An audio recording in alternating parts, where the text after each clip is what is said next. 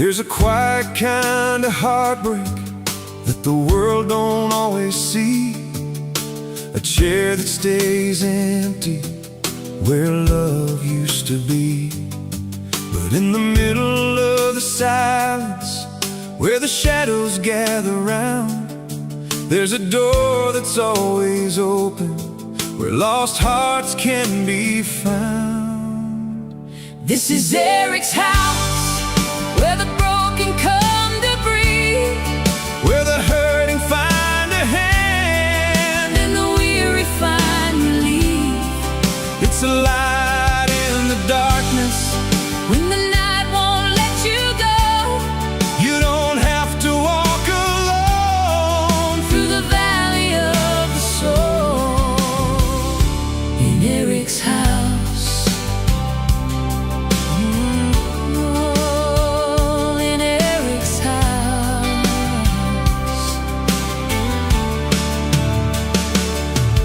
There are stories on these walls of love that never ends, of friends, families, children, and hearts that learn to mend. Not by forgetting what was lost, but by holding it with care, Finding strength inside the sorrow, 'cause someone else is there. This is Eric's house, where the broken come to breathe, where the hurting find a hand and the weary find relief. It's a light in the darkness When the night won't let you go, you don't have to walk alone when you walk the path toward hope. In Eric's house, And love never leaves us, it just changes form. becomes the arms around you in the middle of the storm. And every life remembered is a candle in the night, Shining through the grief, leading others to the light. This is Eric's house, Where the broken hearts can heal, where the unseen pain is honored. where every loss is real, It's a light in the darkness, and it's stronger than the pain. and through every tear that falls, Love is rising up again in Eric's house.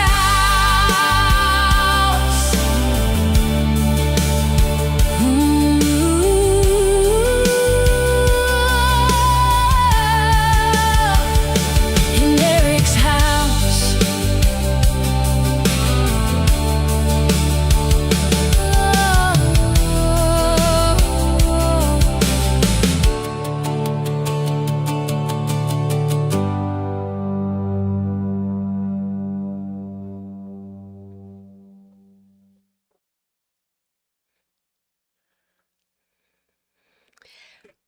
Well, hello everyone. Welcome to our 2026 Hope Blooms fundraiser.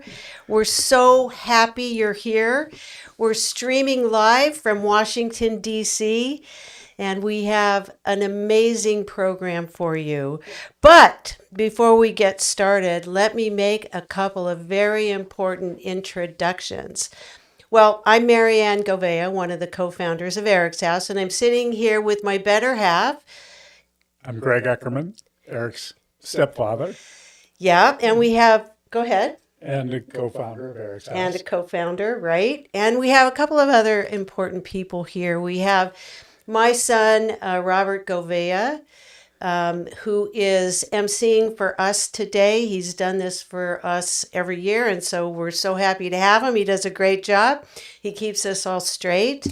And I'd like to introduce his beautiful wife, Alexis Govea. Come on in here and say hi.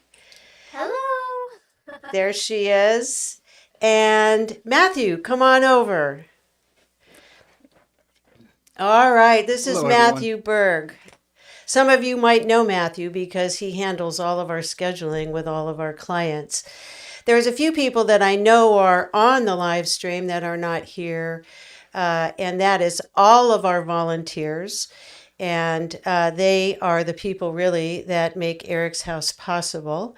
And then joining us also is Georgia Fox, who's our director of development. And I don't know if you can hear us, Georgia, but I just want to acknowledge you for all the hard work you've put in for helping us make Hope Blooms possible.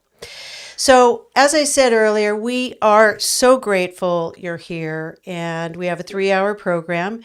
Whether you're listening from your car, from your couch, while you're cooking a meal, wherever you are, we just want you to know that we're appreciative that you're part of today's program. And I wanted to say it is a fundraiser.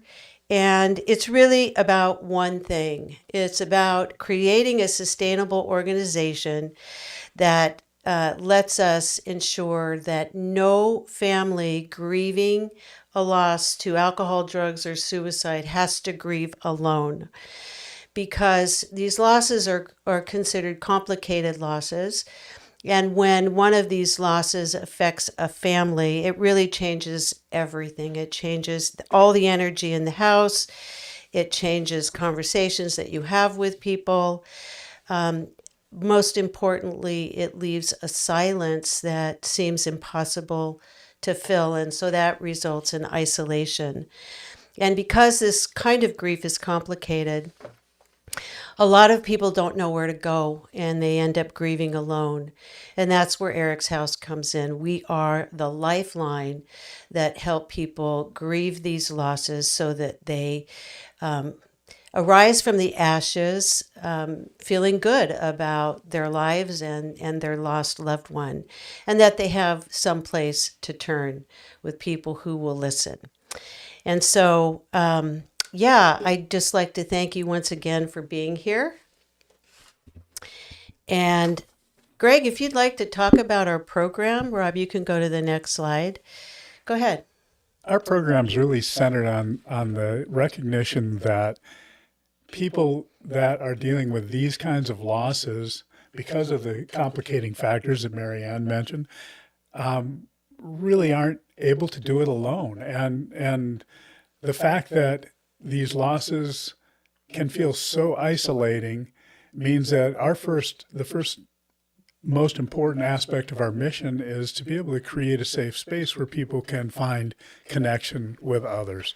Our program is centered on the idea that many of us feel best supported when we're in contact with peers in loss, people who, while their losses are different, they have some similar elements, and including all of those complicating factors. And that makes it possible, I think, for us to feel safe, to tell our stories, to start to work through what it means for us to learn how to mourn, to be able to express our grief to others, and do that in productive ways.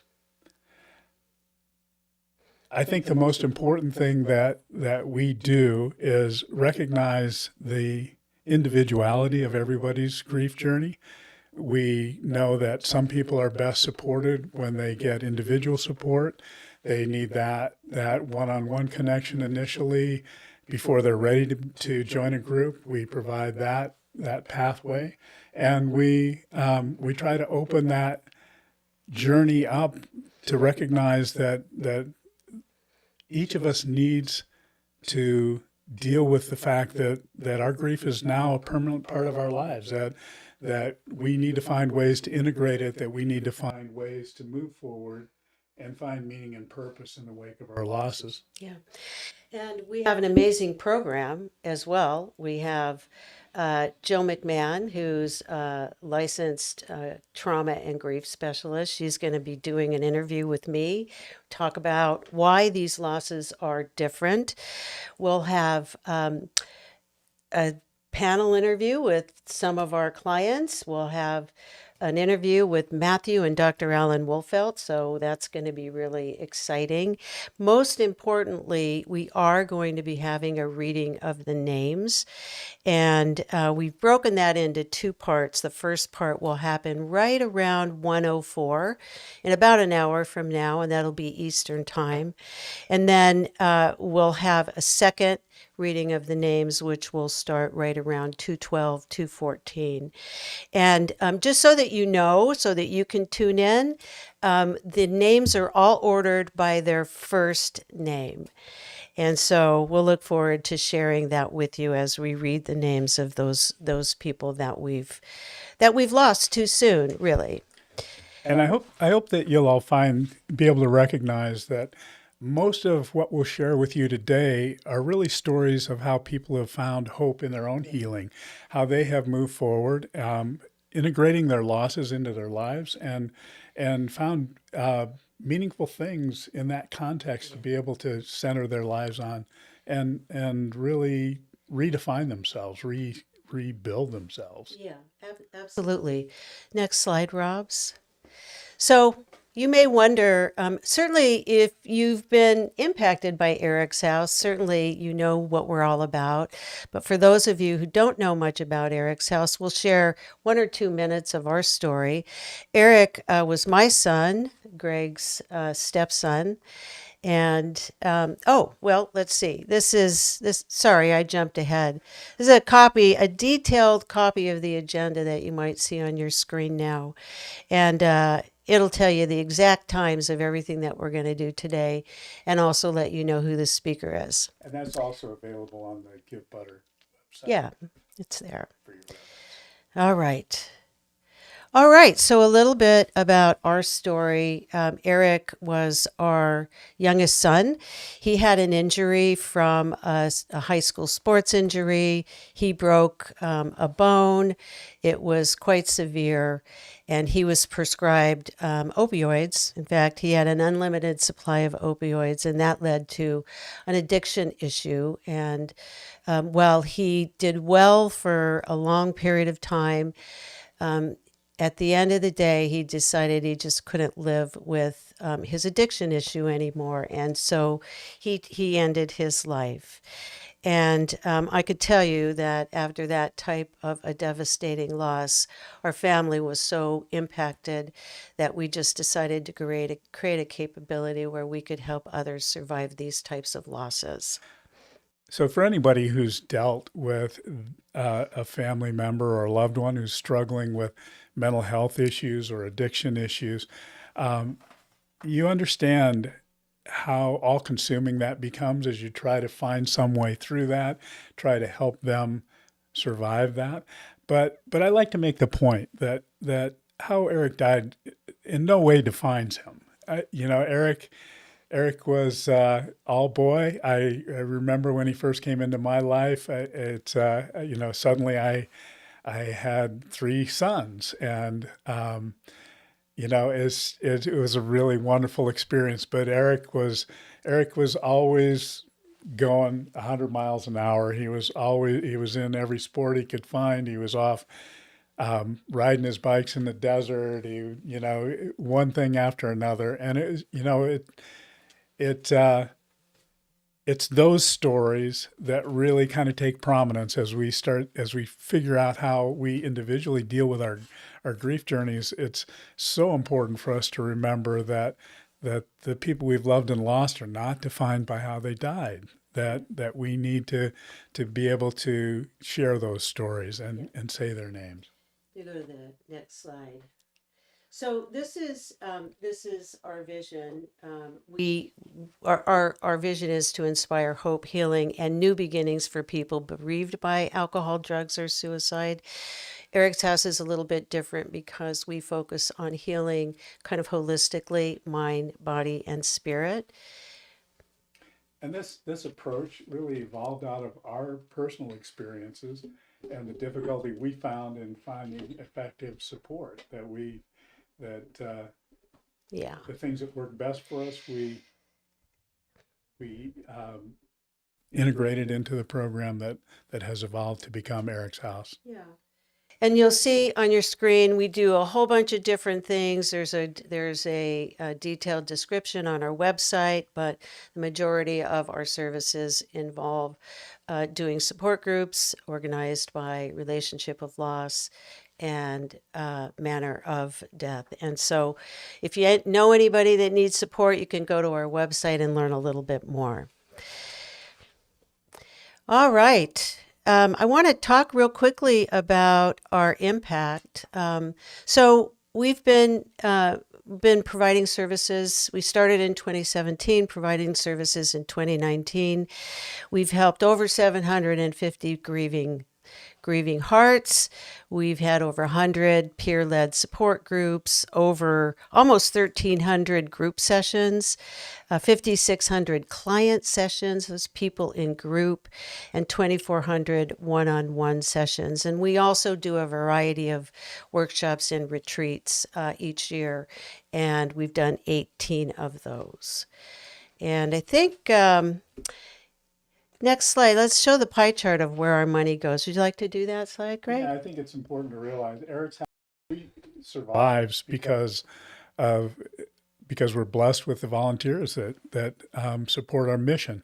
And it also allows us to make the very most out of any donation contributions that we get. As you can see, that over 80% of the money that comes in goes directly to programs to support the individuals that we're working with. And honestly, even the rest of that pie is absolutely necessary to do what we do. So I think we are exceptionally efficient in that. Absolutely. So let's turn it over to Georgia right now, and Georgia can talk about what our goals are for today, and some great news we have from a few of our important donors. Go ahead, Georgia.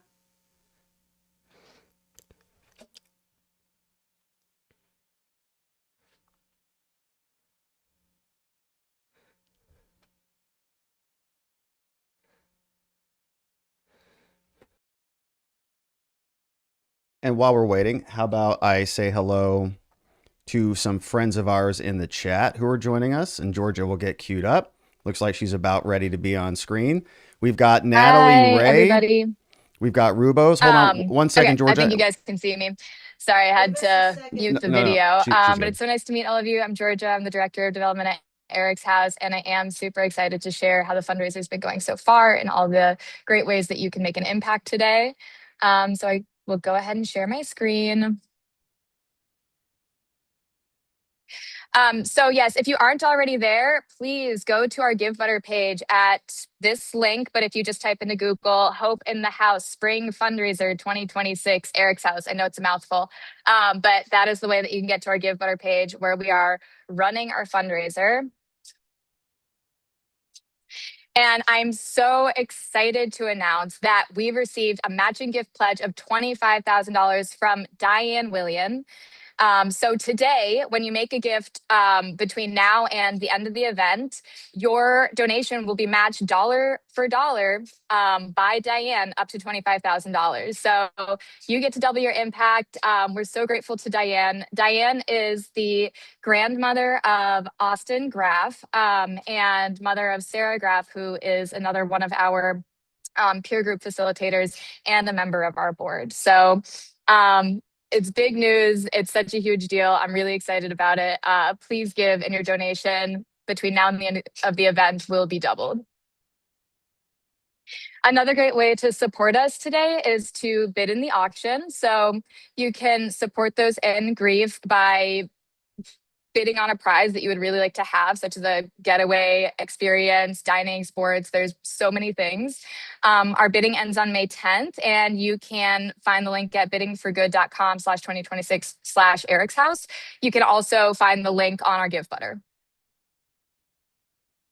So there's a lot of ways that you can donate. You can make a donation on the Give Butter page, but also if you prefer, you can send us a check. I have the address here. You can find the address on Give Butter.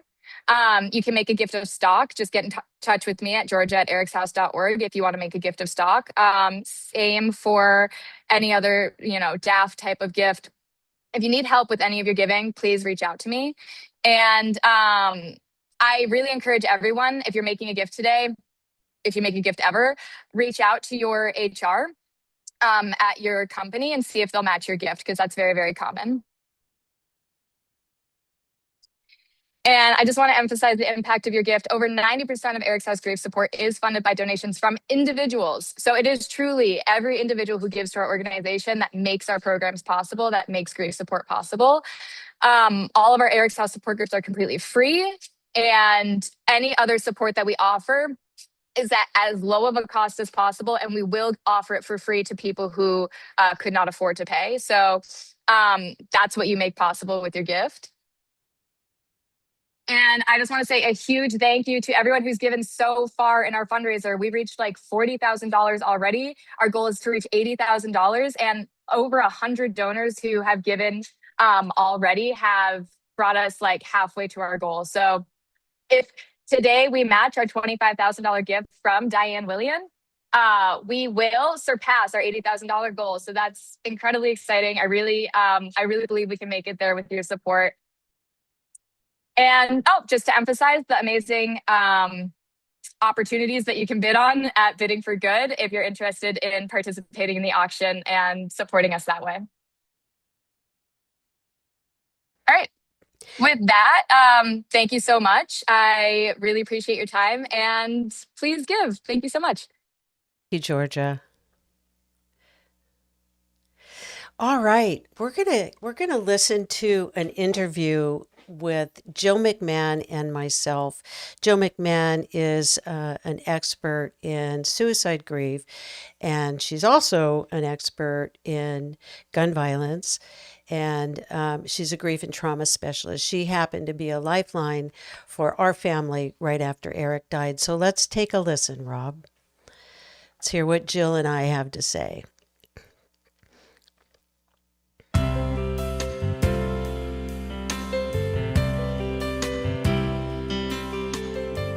So welcome to this segment of our spring fundraiser, Hope Blooms. I mentioned earlier, I'm Marianne, one of the co-founders of EricsHouse. And today we're having a conversation that many families experience, but few feel comfortable talking about openly. After losing someone to a stigmatized loss like a suicide or substance, grief comes with all those additional layers that I mentioned earlier. And many people bereaved by these types of losses find themselves asking painful questions like, what did I miss? What could I have done differently? And so many of us struggle to understand the why of why our person died. And so I know how heavy those questions can be. And I'm so happy that Jill McMahon is joining me today for this segment. Jill has been part of the EricsHouse mission for 10 years.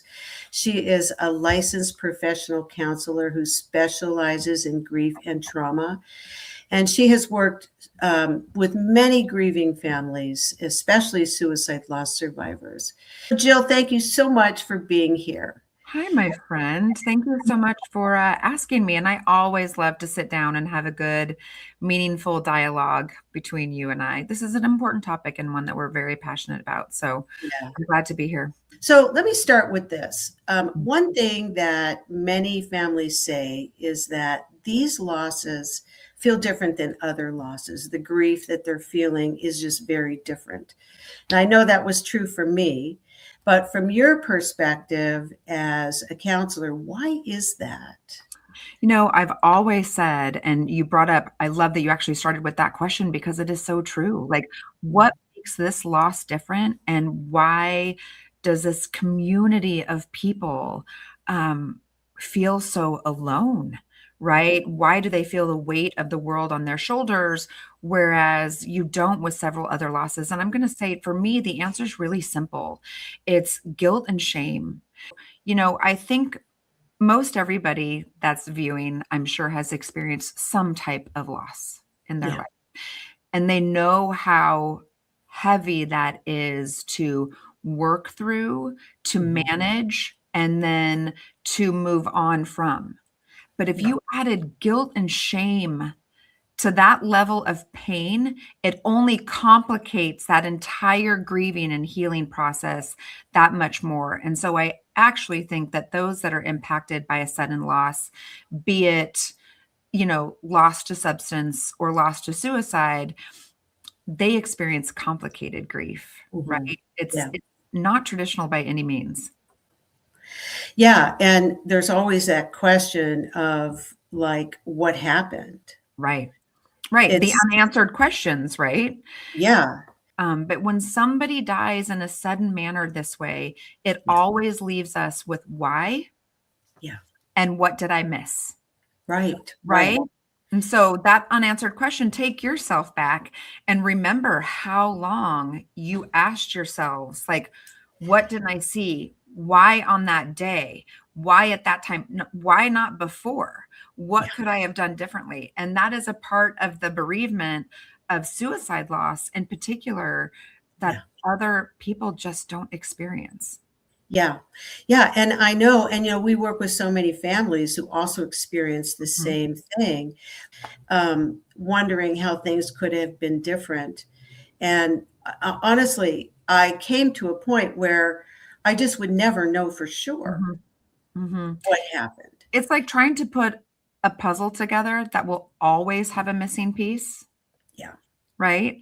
And what you just said rings so true for my experience as well, Marianne. I have had hundreds of individuals sit on my couch, and it doesn't matter how much I try to rationalize with them about this death.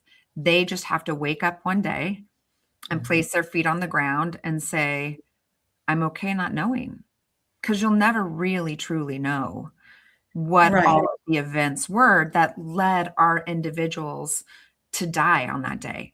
Exactly. And, that's hard for so many families to hear. Agreed. Because there's a little bit of a sense of like, not like pure abandonment, but why didn't my person come to me? Why didn't my person come and tell me he was struggling? Because if I had known, I could have saved him. Very complicated. It really is. One of the things that comes up a lot in my conversations with families and in particular parents, there's a lot of shame. And shame, we always say shame really is such a natural, normal human emotion, but it's very destructive and it doesn't really belong anywhere in this equation of grief. And so because of that, I find it's hard for people to be open about their loss and their loved one. And so important that we acknowledge that that's a natural, normal thing to feel, not for everyone, but for many. I think it's important to acknowledge that talking about it openly, talking about underlying mental health challenges and addiction, we create understanding instead of judgment. And the more that we talk about the shame that is often felt after a loss like this occurs, the more we're normalizing our grievers' experiences, right? So they realize that they're not alone. So what you just said is really important. So I'm going to highlight it. Shame can be silent. And when our feelings are silent, we begin to isolate. And the very worst thing that you can do when you are in this enormous acute pain is to isolate yourself. Yeah. Yeah. And, the other thing that you and I have talked about relative to shame and the underlying stigma is that it's silent. Yeah. It's silent. It's not the kind of thing that we go around talking about. You already feel like the world doesn't understand. You already feel like your loss is different than others. Yeah. But then when you begin to pull back, right? So first of all, nobody knows what it's like to be me. Nobody knows what it's like to have this experience. Nancy down the street hasn't lost a family member to an overdose. How is she going to be able to support me? Those are the narratives we tell ourselves, right? Absolutely. Yeah, so because we feel it. Yeah, we're already coming from a space of isolation, and yet that takes me to another topic. When you're bereaved by alcohol, drugs, or suicide, um, people don't know how to respond to you. And that is another thing that kind of promotes staying isolated and being alone, which is, of course, the thing we don't want to do. Um, so, what can you say to people that can, you know, support them in supporting somebody who's bereaved with these losses? What can you say? I think I want to speak to the supporter and I want to speak to the griever, right? So the inability or the not knowing what to say, that is only discomfort. Mm, That's all it is. It is discomfort. mm, As we just said, there is a stigma, there is shame. We still haven't learned to accept these losses in our culture. And so out of that stigma is born discomfort. And because we feel uncomfortable and we don't know how to approach our coworker and we're afraid we're going to say all of the wrong things, we opt for not saying anything at all. yeah. And that becomes so hurtful to the griever. Like, please, right? They just want you to say their loved one's name. So there's my advice to any support system, to any neighbor, to any family member, to any coworker, you name it. Say their name. Yeah. Talk about the loved one. Just because they have died does not mean that they never existed. Yeah. Exactly. Yeah. And especially immediately after the loss, because Mhm. I remember, after we learned about Eric's passing, well, I found him, so we didn't just learn about it. We knew about it. All the family came in. It was complete chaos. I hardly remember anything, but there's one thing that I remember clearly. That is my sister. She came over and she changed all the sheets on all the beds. Yep. She never Beautiful. said a word. She just started changing the sheets quietly. And that night we got to go to bed and clean sheets, and it was really comforting. And so I'm just trying to convey that even the smallest thing that may seem nonsensical at the time really makes a difference, especially immediately after the loss. I have known you a long time and I've never heard that story. So I love it. I love it. The one that I use often, just to piggyback on that, is I have a client whom said her house was revolving door after her husband died by suicide. And she was like, I was in no way, shape, or form capable of entertaining anybody. Yeah. So she remembers that a neighbor came over with a cooler of cold water bottles, and just kept replacing the bottles over a period of a week, so that when people came into the house, this survivor didn't feel like Yeah. they were empty-handed, right? That it was taken care of for them. It wasn't a what can I do for you or just tell me what to do. Instead, it's taking action and just doing. So, Jill, for someone listening today who may be early in their grief after a loss like this, what helps people begin to heal? Wow. I'm going to say first and foremost, don't rush it. Don't feel that there are steps that you need to follow, because having that expectation will only derail you. So sit with it and be okay with it, right? Take into account everything that Marianne and I have shared with you today. This is abnormal. It will feel out of body. But when you're ready, I'm going to highly suggest that you connect with other people that understand your pain. It's interesting because as a licensed professional, everybody always expects me, Marianne, to say counseling, counseling, counseling, find a good therapist, find a trauma therapist.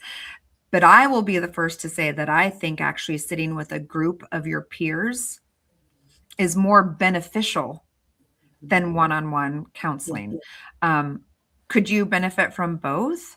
Yeah. Absolutely, right? But join a Facebook group if you can't leave the house. That's fine. If you don't want to talk about your grief, join a bowling group, a mahjong group, go hang out with your college roommates just whatever you do, try to avoid isolation because it can happen really quickly. Yeah, and it can also lead to despair on top of depression, and that can really, keep you stuck in your grief. It's a recipe.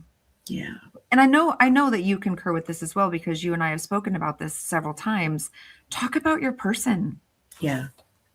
right? Just because the rest of the world may be uncomfortable talking about your person, and you and I just kind of explained why that is. It's maybe not ill-intentioned. It's probably most likely just discomfort or the inability to find the perfect thing to say. But by talking about your person, you're modeling that it's okay if other people talk about your person. It's also building a connection or maintaining a connection with your person, right? And be compassionate with yourself, Marianne. You and I both know that first and foremost. Don't have expectations. If you need to stay in your jammies for 10 days, stay in your jammies for 10 days. If you need to cut 25 people out of your life because you realize that they were, not the right people for you anyway, or they couldn't show up for you now, don't guilt yourself over that. Yeah. Cut them out. Yeah. Yeah. I like to say replace self-judgment with self-compassion. That phrase. Replace Yeah. self-judgment with self-compassion. It's perfect. Yeah. And, I've mentioned that I have had a lot of losses in my life. And there is none of my losses, brothers, sisters, parents, grandparents, close friends. None of them changed me fundamentally at the core. But losing my son completely transformed me into a person people in my former life would never even be able to identify. And what that meant for me, Jill, was that I had to learn how to carry the loss while continuing to live. And in that moving forward, there is something beautiful that happens once we realize, hey, we can do this. It's not what we asked for. It's not what we wanted. We'd do anything for one more day, one more hug, one more kiss. We'd do anything for that. But we can do it. We accept what happened. We become reconciled with what happened, and that we're able to continue to live while we hold the loss. With that whole idea that love and grief, pain and sorrow, happiness and joy, they all live together. Absolutely. And the tenacity and the resilience that you prove to yourself and the world every single day just by waking up, right? I don't think we give ourselves enough credit for just completing the day to day after after our entire world has been turned inside out and we are traumatized to the very core of our being. And you just said it, you didn't ask for it. Yeah. You don't want to do it. But I will say throughout time, if you just stop and you look inwards, take note, you are doing it. Yeah. I think so many survivors, Marianne, do not give themselves the credit for surviving. Well, right. And, it's because the bad days feel so bad compared to a good day. Yeah. Agreed. And so when you feel like you're going backwards, you feel like, oh my God, you're starting this whole process over and over again. Am I ever going to get better? Yeah. But we don't give ourselves credit for having that good day, for taking that next step, for doing the one thing that day that gives us maybe a little bit of happiness or joy, going to the gym, cooking a favorite meal. Yes. And the other thing I try to encourage our people is to accept the wisdom that they gain in this journey every step of the way. Every step they gain more wisdom about what they're feeling, who they are, how they're going to integrate the loss, how they're going to live with the loss and carry the loss. And we forget that part of this is learning how to live under circumstances that we didn't want or ask for. I am always asked what advice I would give someone who just lost somebody to either alcohol or drugs. Yeah. And would it be okay if I just shared my perspective on that? I would love it if you did, please. I think that would be Um, very powerful. Sometimes we believe that our love for our person is enough to save them or keep them alive. And in many cases, it is. But in my case, and I know in the case of many other people, um, it didn't have anything to do with our love. Our love is still there. It's still strong. It's eternal. And had we known, we would have done everything we could do to save them. But in that moment, we didn't have the power. We didn't have the power to save them in that moment. And so, if we're able to recognize that um, our person was struggling and was just lost hope and was unable to stay another day, then we can accept that that is what happened in our life and that we can continue to love them even with all of their struggles. We can continue to love them, and that as we begin to get better and feel better, we we transition from that physical relationship to a spiritual relationship, and certainly one of memory. And I feel like when we accept that, we invite ourselves to mourn our loved one Mm. in very authentic ways. I always say that I believe that this disease, be it addiction or depression, those are both diseases, oftentimes is bigger than we are. Yeah. And so all the love in the world can try to hold it off and can try to find it, fight it, and sometimes it wins, and sometimes the monster is Yeah. just bigger than we are, Yeah. right? Yeah. Yeah. But I always like to say, and it's the same with all of our people, Eric was so much more than the way he died. He was a son, a brother, a hilarious big belly laugh kid who really mattered to our family. He really mattered. And I share this story with people because I know there are other people out there that carry the same pain of loss and sometimes feel the same complex emotions, guilt, regret, stigma. And if you're one of those people, I want you to know that you're not alone and that your love for your person did not fail.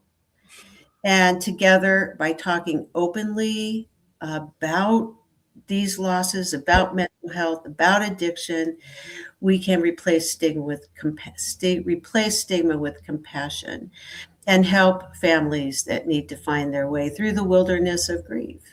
And so, thank you all, if you're listening, thank you all for being part of this conversation and helping us make a difference and helping us carry our love forward to help others. So, thank you. But, Jill, let's talk about bulletproof. Ugh. You're so sweet. So we've known each other for a while, and I have been a postvention specialist or a suicidologist for 20 years. And just very recently, I combined two of my passions, which is gun violence healing Mhm. and suicide bereavement, because there really is an intersection between the two. So what I started to realize in my work, and it's been backed up by research, is that 57% of gun violence episodes in this country are by firearm suicide.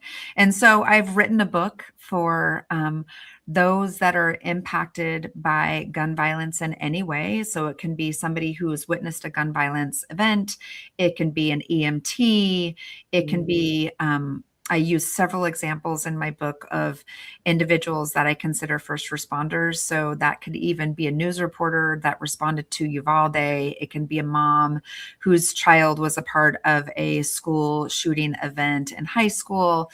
And I share the story of a family that I worked with whose dad took his life by firearm, and how it changed their lives in all of the ways that we've just discussed for the last 41 minutes, my girl, my friend. Like, it's all of the things. It's feeling confused, it's feeling isolated, it's feeling misunderstood, it's the should have, could have, would have's.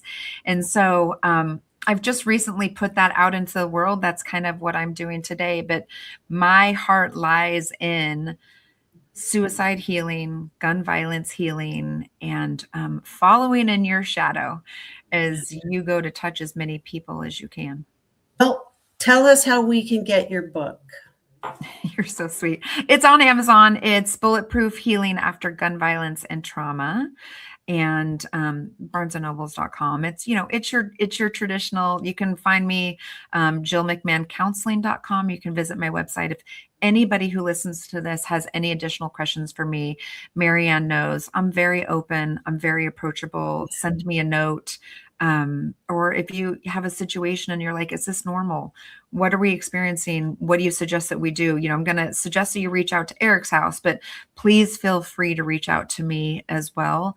I love connecting with others. So jillmcmahoncounseling.com.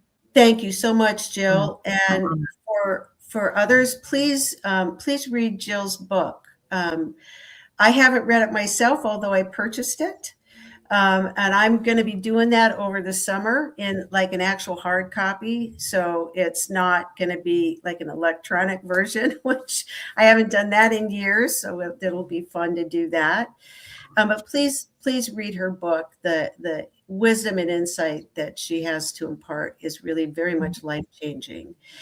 And if you're interested in learning more about Eric's House, you can find us at ericshouse.org. Thank you, everybody, for listening to us today. And we love you. We love you. And thanks for being here.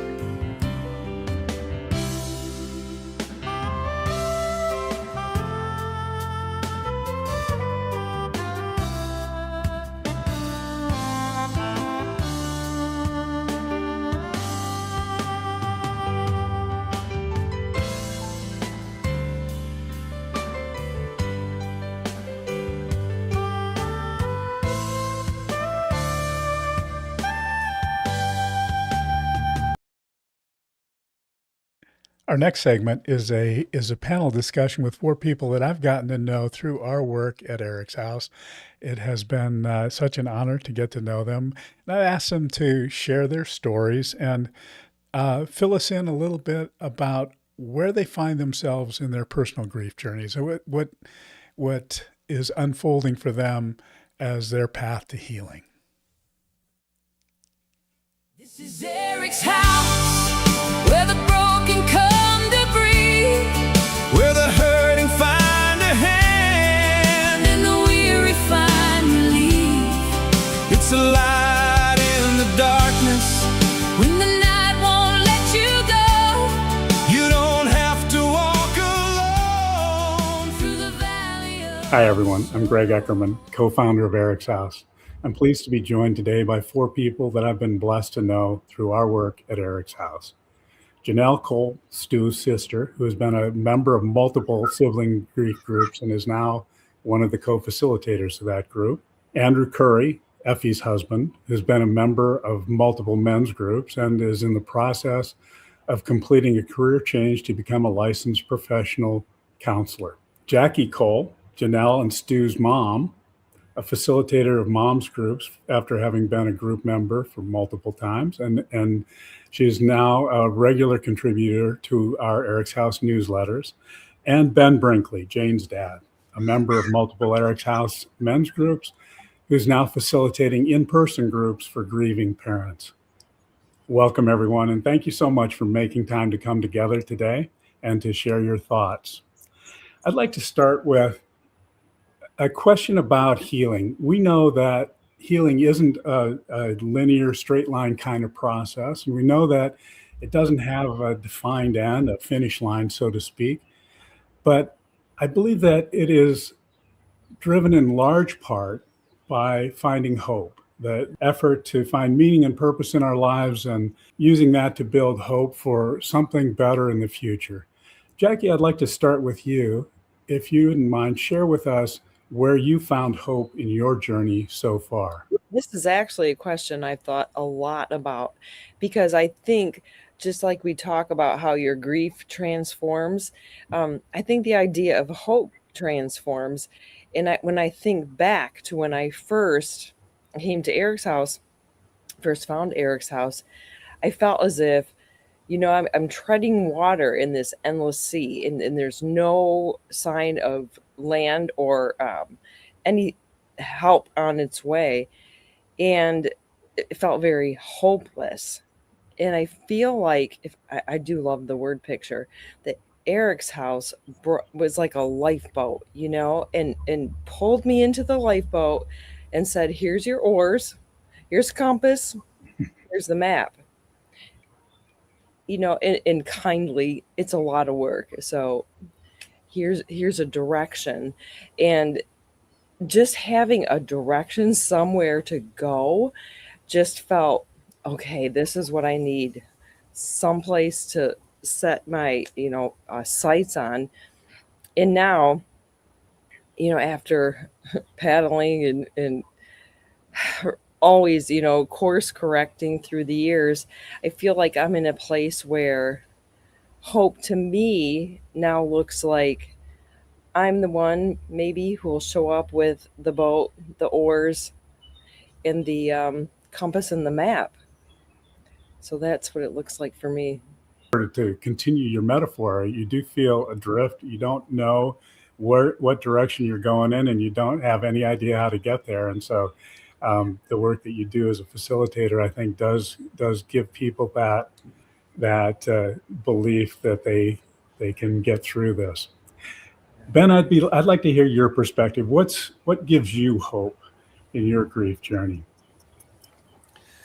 Yeah, Greg, I was struck at the beginning of your question. You talked about how I can't remember the word you used, but there's a lot of up and downs and confusion in the journey, the early part of the journey, especially, right? Yeah. It can be so chaotic early in the grief journey. You suddenly have a day when you're feeling maybe a little bit okay, and then you have a day that's just terrible. Something that I found incredibly helpful about being part of the men's groups is that the company of other people on the journey helps you see that there is some directionality, right?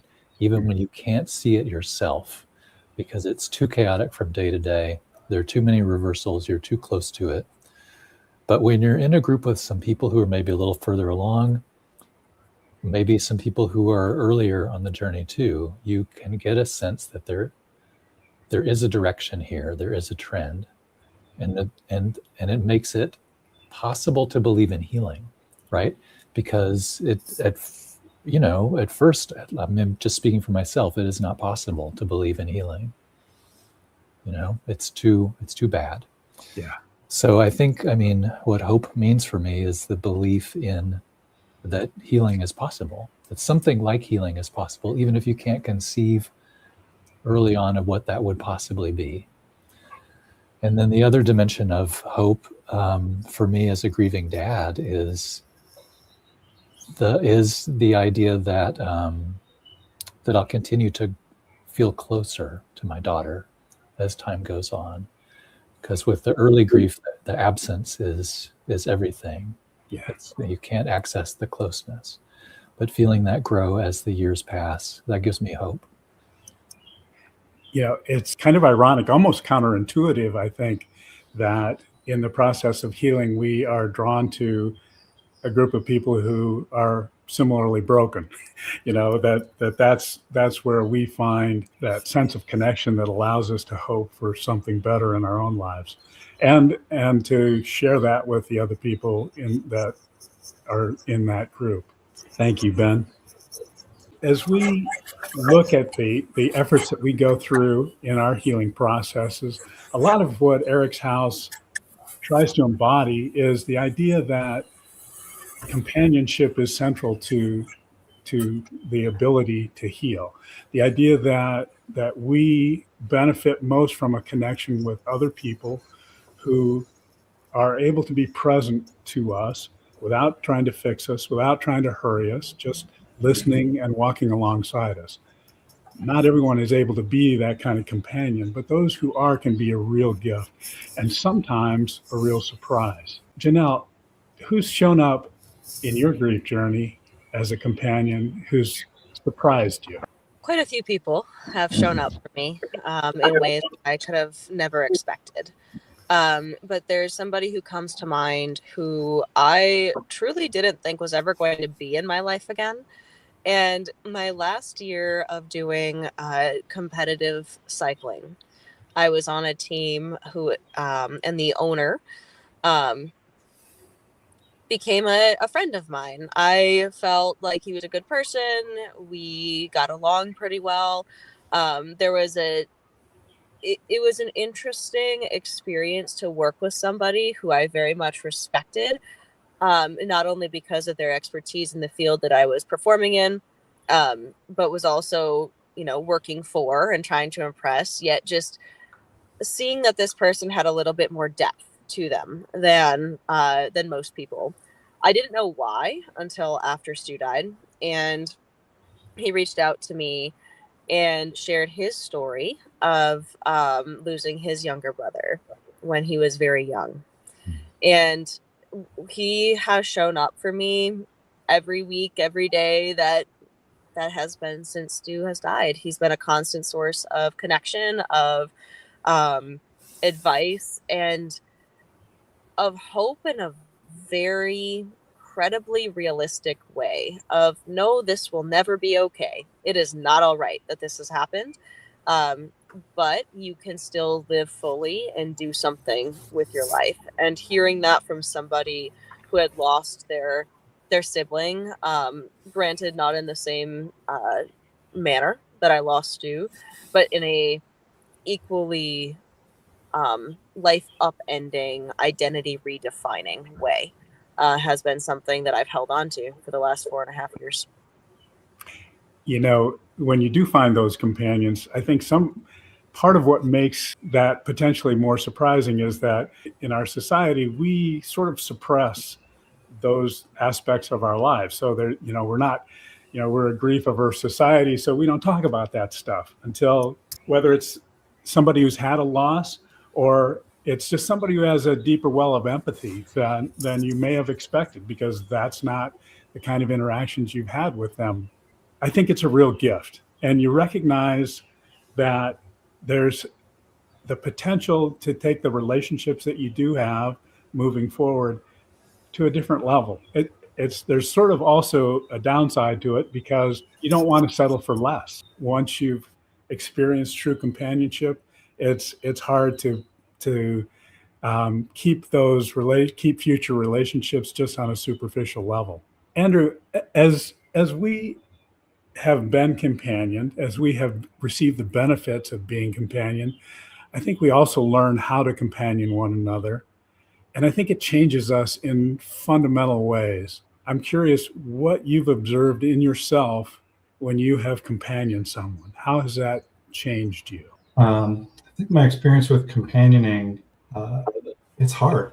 One of the things that surprised me about it is, even having had good examples of it myself, how difficult it can be. I know that the stakes are high, that you were just talking about, but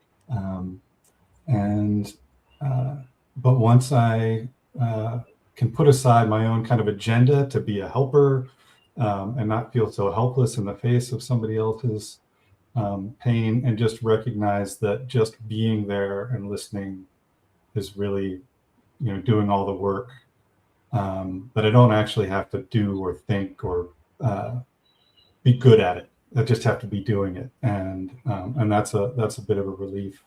Yeah. And then just recognizing, maybe I'm not providing the lifeboat and the compass and everything that Jackie was talking about, but just saying, like, oh, look, there's the lights over there on the horizon. That's probably land, and swim that way. Just the tiniest sliver can help people out. Yeah, I love that point. Being an effective companion isn't about being perfect.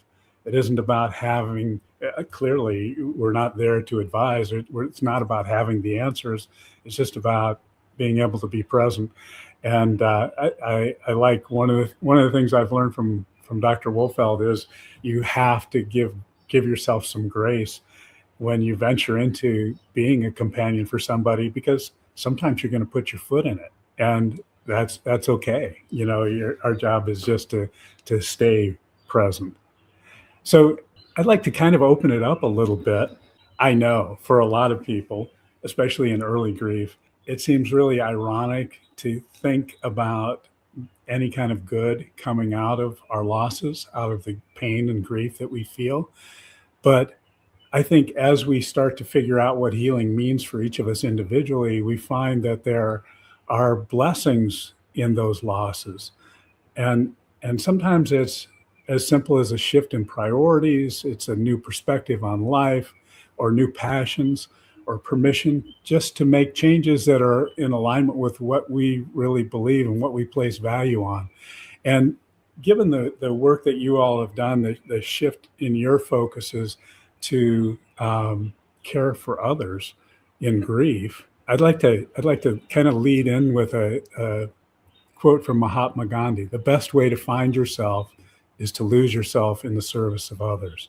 And so, given the changes in your life, the kinds of things that you've experienced as facilitators, as you move into that realm where you're supporting other people who are struggling with their own issues, I wonder if you could go back in time and visit yourself, that broken version of you in your early grief, what would you say to that person? Is maybe, right? Whatever's going on in my head, the struggling me, the now me might say, maybe things will be awful. But let's see what happens next. Let's see what happens when you go and talk to Greg and sign up for that group, and let's hope, see what happens when you meet guys like Ben and listen to their stories, and then we'll see. I don't have any answers, but maybe. Yeah, no guarantees, but it's worth a shot. Yeah, that's a hard one. I think that just for me personally, I would tell myself that it won't always be like this. I think that would have been something just to hear from a credible source very early on. I think would have been really helpful. I'd like to provide that. Not that, oh, it'll be okay, or, you'll move on, that I got a lot of, but it won't always be exactly like this. And I think I would also, I think I would tell myself to quit hiding behind the punishment stuff. I was pretty bent on doing some kind of 100% self-imposed penance for perceived failures and failing my brother. And I was really set on never enjoying life again, never doing anything that used to be me again. And I think I would try really hard to set myself straight on that, because that helps nobody, me, my family, my brother. But I was pretty locked in for a while. Yeah. I think that's probably one of the hardest things for all of us, is to be able to give ourselves some grace, to find that space to allow that to come in, to be kind with ourselves and patient with ourselves in this, and recognize that nobody's got the answers. We just kind of muddle our way through. Ben or Jackie? Yeah, Greg, I agree. It's a hard question. Thinking about what I might say to myself in early grief, with the benefit of what Andrew and Janelle already shared, I think the main thing would be to say that you don't have to do this alone. That stands out to me because, well, first of all, just individually, right? It had always been my custom when things got hard to kind of go it alone. Yeah. And then if I could say this, if I can generalize about us men in general, I think that there's a gendered element of this too, that your struggle, it's something to be contended with in solitude without burdening other people, without looking to other people. That can be, you can maybe function that way under normal circumstances, but with a loss of this magnitude, that's not going to work. Right. So I think that would have been good for me to hear. And it's also in the context of early grief. You do encounter sometimes people who they kind of do seem to want to turn away. It's so uncomfortable. It's so scary. You might be talking to another parent about losing your child. It's so uncomfortable. It's so scary for them. That can contribute to a feeling of isolation or a feeling of like, yeah, I don't want to lay this on people. It's too much. Yeah. But it's very important. You not only do you not have to do it alone, but you really cannot. I think that's the imperative, is that, I'm sure there are people who believe they can do it alone, who make every effort to do it alone. I don't know how anyone can do it. And, I think it gives you permission. Also, when you do encounter those people who don't know how to be present for you, it's not your job to fix them. It's your job to find somebody who can be your companion. It's, sometimes you just sort of need to recognize that's not the right person at this stage. And as I think you said, it can be a little surprising. Yeah. Who shows up to be those people. Yeah. Yeah, it's wonderful, actually. Thanks, Ben. Yeah, I think I would tell myself that same thing. It won't always be this horrible, but also it's not something you just wait for, like the feelings to not be so intense. It's a lot of work. It's so much work. And I did all the work and I continue to do the work. And as a result, I'm able to laugh about things and look forward to things and have moments of delight and joy, and understand that it will never be okay that Stuart isn't here, and he will always be with me. He still continues to inform the way I move forward. So he will continue to be a part of our lives. And I couldn't have imagined that in the beginning, that I would ever be able to not be so broken. And I think that, again, it's exhausting. It's a lot of work. Yeah. And it does have benefits. Yeah. That's a beautiful perspective. You can have people tell you that the journey you're embarking on is going to be the hardest work you'll ever do, but until you're in it, you don't realize the truth of that. You don't realize how unrelenting it is and how much effort it takes to stand yourself up and just to keep moving forward. I want to thank you all once again, for sharing your hearts and your stories and making time to be with us today. I'm so grateful that you're all part of EricsHouse. I'm so grateful that, one of the blessings that I experience is I probably would never have gotten to meet all of you wonderful people. And this has allowed us to kind of come together and get to know people with big hearts and with a real commitment to the work that you're doing. So thank you very much. Thank you. Thanks, Greg. Where the unseen pain is honored, Where every loss is real, it's a light in the darkness, and it's stronger than the pain. and through every tear that falls, Love is rising up again in Eric's house.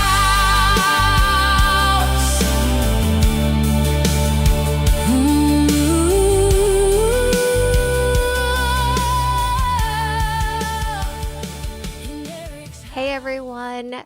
Thank you so much for being here. We are an hour into this fundraising process today, and you've already heard about the match. So we want to give a special thank you to a couple of our donations that have come in since we got started. Thank you to Greg N., a friend of Matthew B. in honor of Jacob. Tracy C., thank you for your donation in memory of your son Adam. Lolly D, thank you so much. Highline 9 from the Watcher community, you made 2 donations in honor of Garrett and 1 in memory of Josh. Thank you for that. KDC, thank you for coming out. We've had a couple of anonymous donations, and real quick, one more, the Feltz family, thank you so much for your contribution in memory of Asher. I'll be back shortly with some more updates on how the fundraising is going, so keep enjoying your programming. Thanks, Alexis. You know, one of the things that we learn is that it's essential for us to learn for ourselves how to mourn, and we do that by remembering the people we've lost, telling their stories, and saying their names. I'd like to start off with a poem that I absolutely love. It's called "We Remember Them." It's a litany of remembrance by Rabbi Sylvan Kamens and Rabbi Jack Reamer. In the rising of the sun and in its going down, we remember them. In the blowing of the wind and in the chill of winter, We remember them. In the opening of buds and in the rebirth of spring, we remember them. In the blueness of the sky and in the warmth of summer, We remember them. In the rustling of leaves and in the beauty of autumn, We remember them. In the beginning of the year and when it ends, We remember them. When we are weary and in need of strength, We remember them. When we are lost and sick at heart, We remember them. When we have joys we yearn to share, We remember them. So long as we live, they too shall live, for they are now a part of us as we remember them. Now we have our memorial presentation. We want to share some beautiful pictures.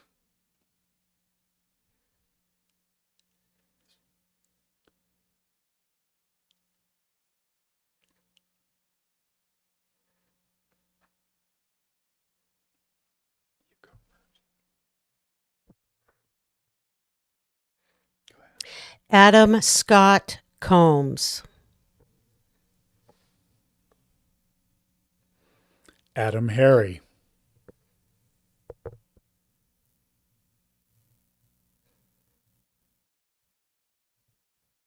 Alana Faith Chen.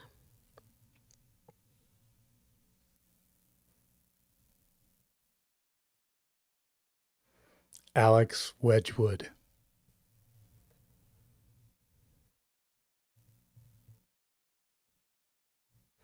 Andrew Charles Bates.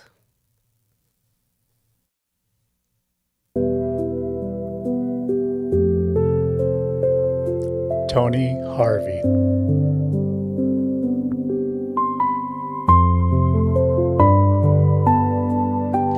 Eric Holtzinger.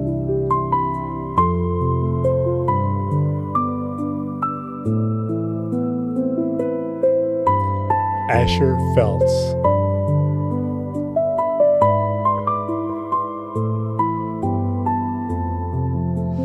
Austin Graff.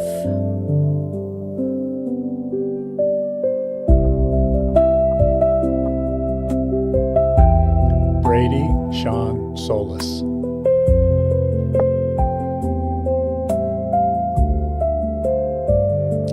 Bridget Doherty.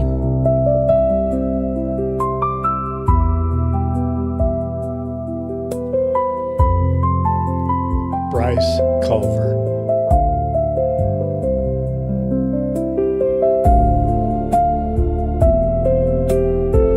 Cameron Ethan Delman.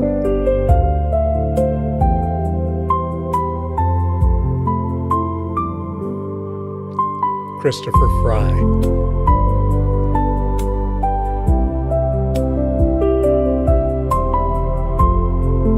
Connor Jacob Bowen.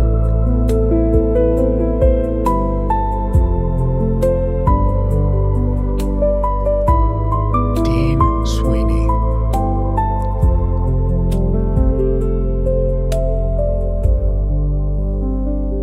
Devin Connor.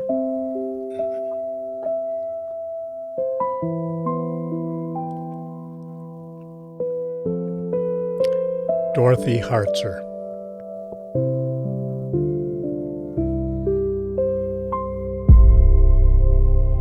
Raymond McIntyre.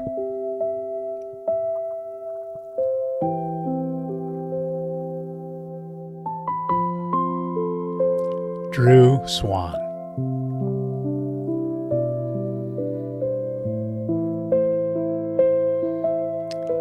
Dylan Purdy.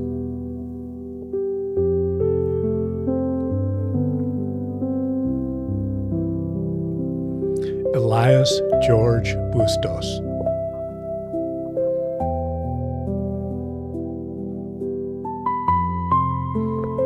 Eric Coyne, Liam Coyne.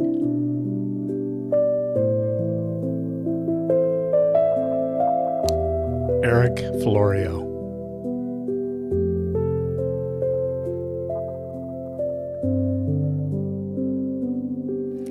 Eric Govea.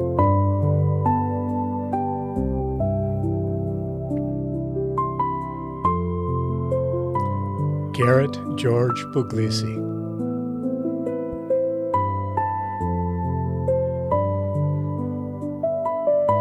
Isaac Albert Feria.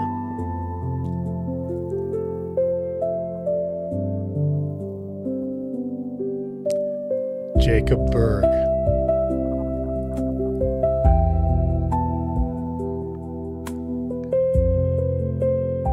Jacqueline Guillory Malvu.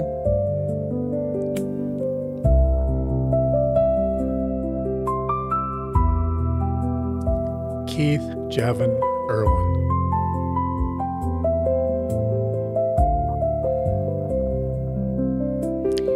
Jenna Ray Regolado.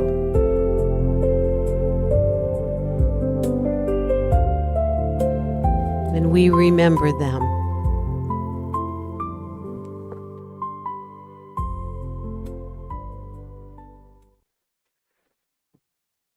All right, and now we are about to hear from Matthew Berg and Marianne Govea. This is the Healing Pathways at EricsHouse, the Power of Peer Support. And we're set. All right. Hi, Matthew. So, Eric died 10 years ago. And 10 years ago, the service that was available to me was basically counseling. I decided that I needed some help by joining a couple of support groups. The first support group I joined was at my church, and it was with a group of people who had all lost somebody significantly older than Eric, and most of them to natural causes. When we talk about isolation, it's because when we, in a group setting, start talking about the manner of our people's passing, it's really hard for other people to hear. It's hard for us to talk about. Which takes me to peer support and why peer support is so powerful. For me, I didn't have anybody.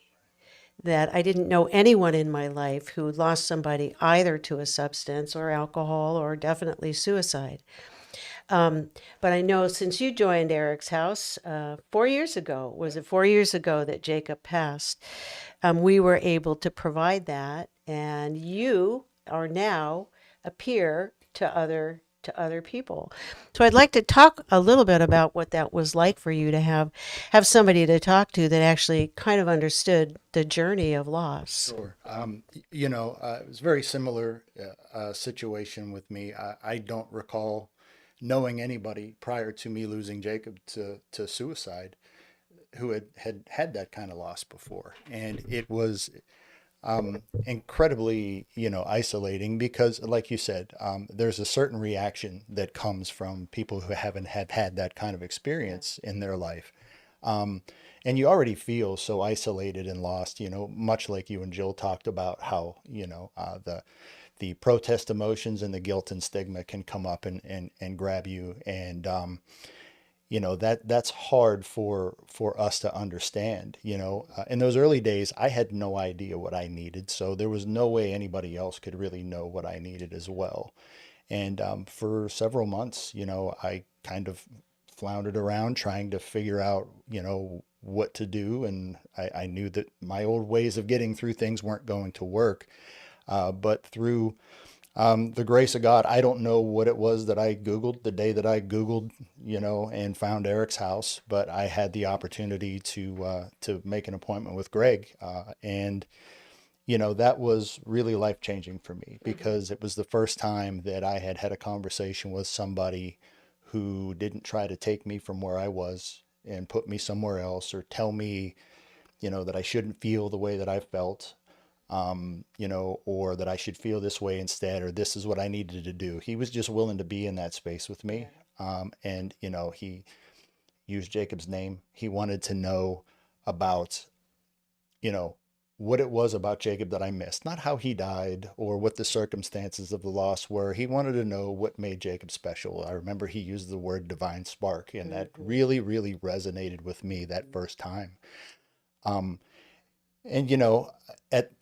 after that conversation, I knew that I was in the right place, and I knew that I was talking to the right people. And there was a certain thing that kind of also came out of that was I didn't know how I was going to be okay, but I'm looking across the screen and I see this other gentleman who had lost his stepson to a similar manner. And I thought for a second, okay, maybe I don't have any hope for myself right now, but maybe I can borrow the hope, that they've had for others. And if he could be okay, if they could be okay, maybe I could be okay too. Yeah. In that last segment, heard something really powerful from all of the panel members, but Jackie Cole in particular talked about a lifeboat with a compass and a map and a paddle. And I find that was really powerful to hear that, because that's something that we can do, while we might not know each person's individual grief. We know this journey of loss has some similarities, and we can kind of point them in direction and, throw them a life raft if we need to. So that's really powerful. What are some of the questions, quickly, what are some of the questions that we normally get asked by some of our clients? Some people will kind of wonder if there's a certain process to this or a certain timeline. And, it's a double-edged sword to tell someone that it won't always feel this bad, because there's a level of protest emotion in what we feel, and the guilt and the shame that you talked about there. So I think we have to be gentle with those kind of things, but really, just having the patience to allow them to see that.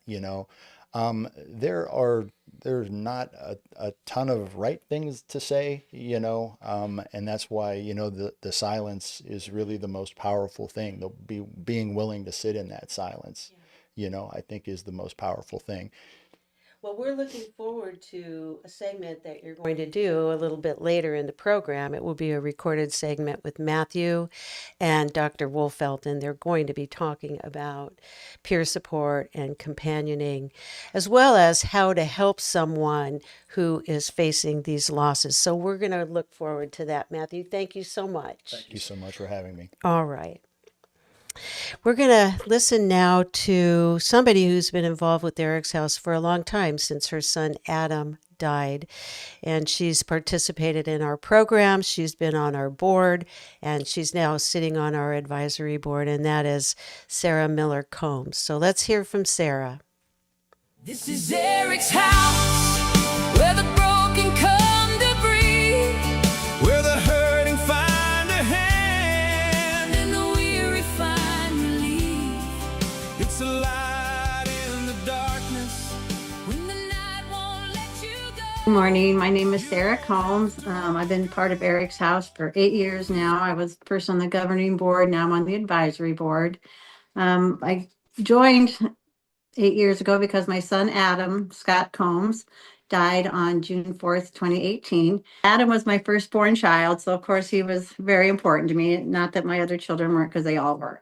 But he was the firstborn. He was personality plus. We always called him AC/DC because his hair stood up straight and it was all staticky, and he was just the life of every party, always. He wanted to be a rock star, so he was in this band, Howard Till Midnight, from like third grade on. He was playing guitars and playing music, and he could just soothe everybody with his music. And I think it soothed his anxiety too. I think just playing the guitar and singing, like I would come home from work and his friends, they'd all just be sitting there and Adam would be just strumming away on the guitar and they'd all just be so mellow and peaceful in my living room.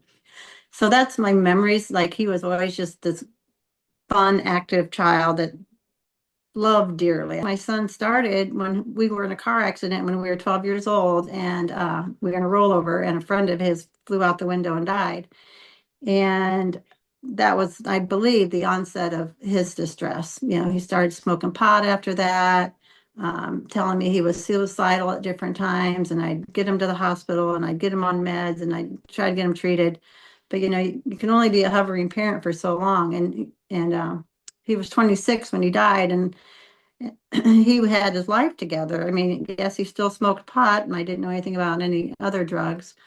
And he was a sleep tech, study tech at a facility. He was in a band called Howard Till Midnight. He had so many things going on. And then to see this happen overnight was basically how it felt to me. I mean, I think over a couple of months, he was becoming addicted. And when he finally told me that he was an addict, he said, you know, I thought I was just getting Ativan for his anxiety, like just off the street, but it was fentanyl. So he said, Mom, it only took like once or twice, and I was hooked on that. I didn't know a whole lot about drugs and addiction. Even though I've been a nurse for 43 years, that was never my specialty. So I immediately got him into a recovery center and went through detox and recovery. He got out. 4 days later, he was in my house dead.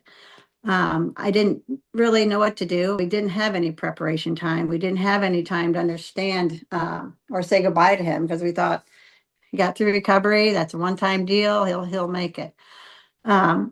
And so I was grieving, and I called one of my good friends, Bridget Costello, and her son had died several years earlier from a heroin overdose.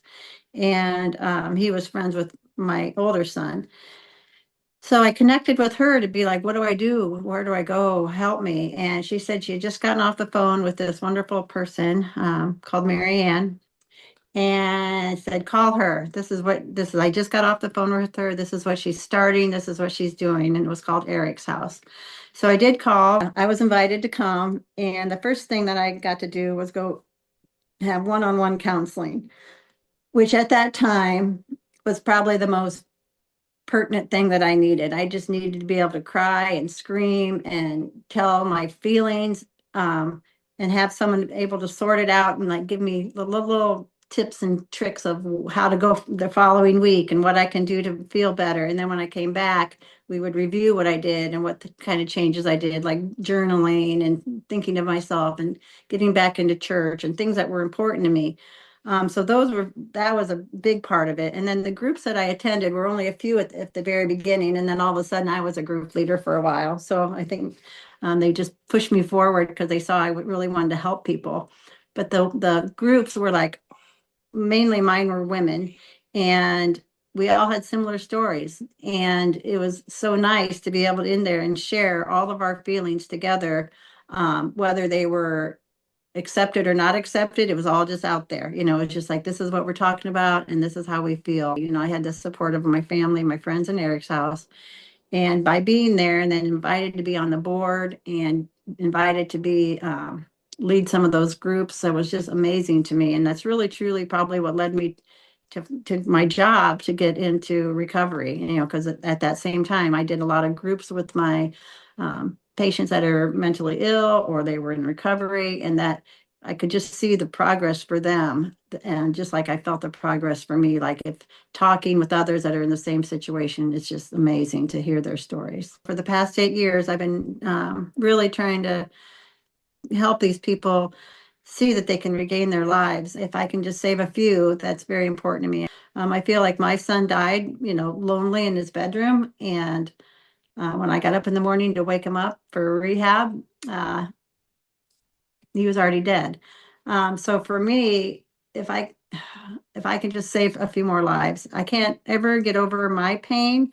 I definitely am way better than 8 years ago when I didn't think I could even laugh or smile or function out in this world ever again in my life. To this weekend, I was up in Munns Park with some friends, and they said, Sarah, we were so worried about you. We thought you were never going to smile again. And I'm like, well, I felt that same way. But I am able to smile. I am able to get out there. I am able to be hopeful for other people because that's what it means. But to me,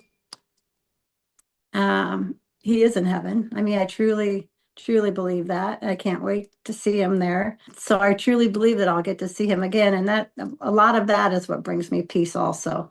My friends, my family, Eric's house, I've had so much support. And granted, it is a stigma for people to drive drug addiction, suicide, and things like that. But when you have true friends and true family members that support you, it makes all the difference in the world. I can talk about it about Adam all the time. And if people are getting bored of it, they don't tell me. They just listen.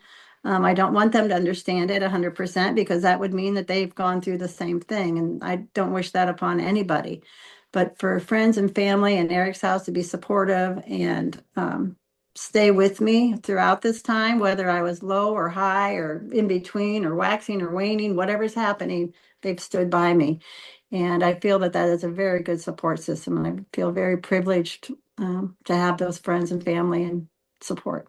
And I loved him so much. And just the joy that he would bring to all of us at holidays and things. And like we still celebrate and we still hang his Christmas stocking. I still celebrate his birthday and all of his friends come over. The first few years I celebrated his death day too, of going to heaven, and that's a little harder for me. It's not quite as joyful, but I try to make it joyful because he's in heaven, and I believe that because I believe he's here. I believe he sees us. I believe that he knows what's going on and he wants us to be happy. And he's got 5 nephews and nieces now. And they all talk about him, even though they didn't really know him. And they talk about him all the time. So it's very important. And one of his nephews was named after him. His name is Grady Adam.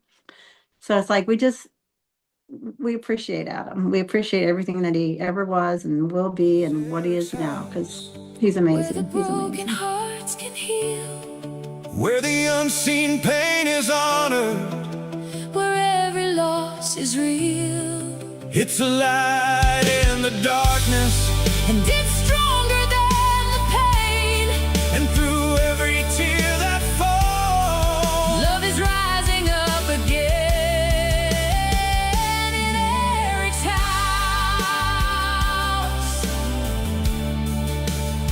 In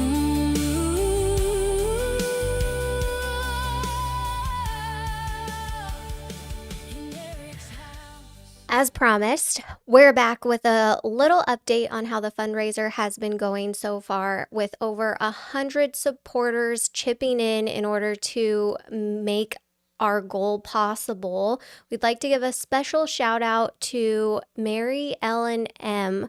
for her $10,000 donation, which is going towards the match contribution.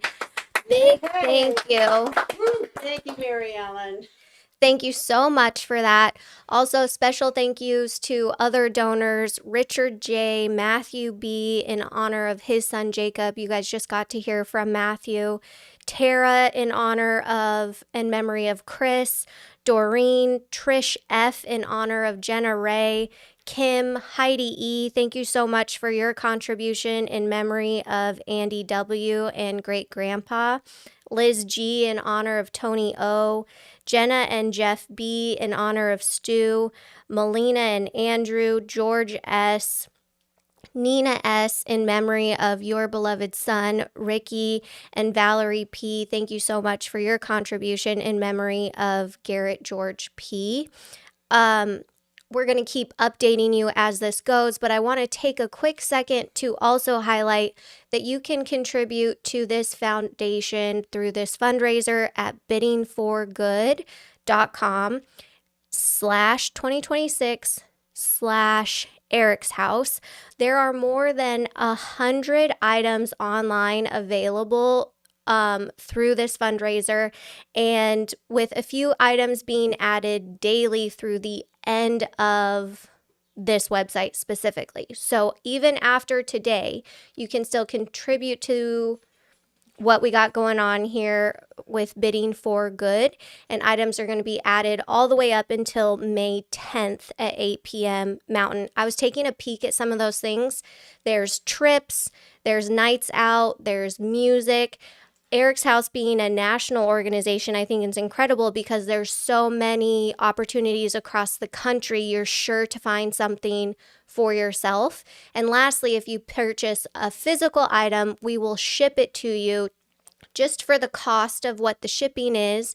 And if it's an electronic purchase, the Eric's House team will make sure that we get it to you via email. Other than that, more updates coming soon. So thank you so much. All right. Thank you, Alexis, for that update. And once again, the website to go to, it's biddingforgood.com/2026/Eric's House. And you can see it right here on the screen. All sorts of good stuff. This is going all the way through May 10th. You can see right here, basket from Wish Beauty, all-inclusive adults-only vacation at the club in the Barbados, all aboard Scottsdale's champagne train if you're interested in a little champagne extravaganza, and a bunch more. So check it out, biddingforgood.com/2026/Eric's House, and it's a great way to support Eric's House and get something good in the meantime. But now we've got another segment here to learn about growth strategies for Eric's House. And for this one, we are joined once again by Greg. All right. Well, thanks, Rob. So I just wanted to share some information about why it's so important for Eric's House to do this work and why it's so important for those people out there who are interested to support our mission. So we always hear about suicide and drug overdoses being a national crisis. And in fact, they are among the leading causes of death in the United States. There are over 100,000 overdose deaths, many of them attributable to opioids and fentanyl specifically. And there's 50,000 suicides every year, and that equates to one suicide every 11 minutes.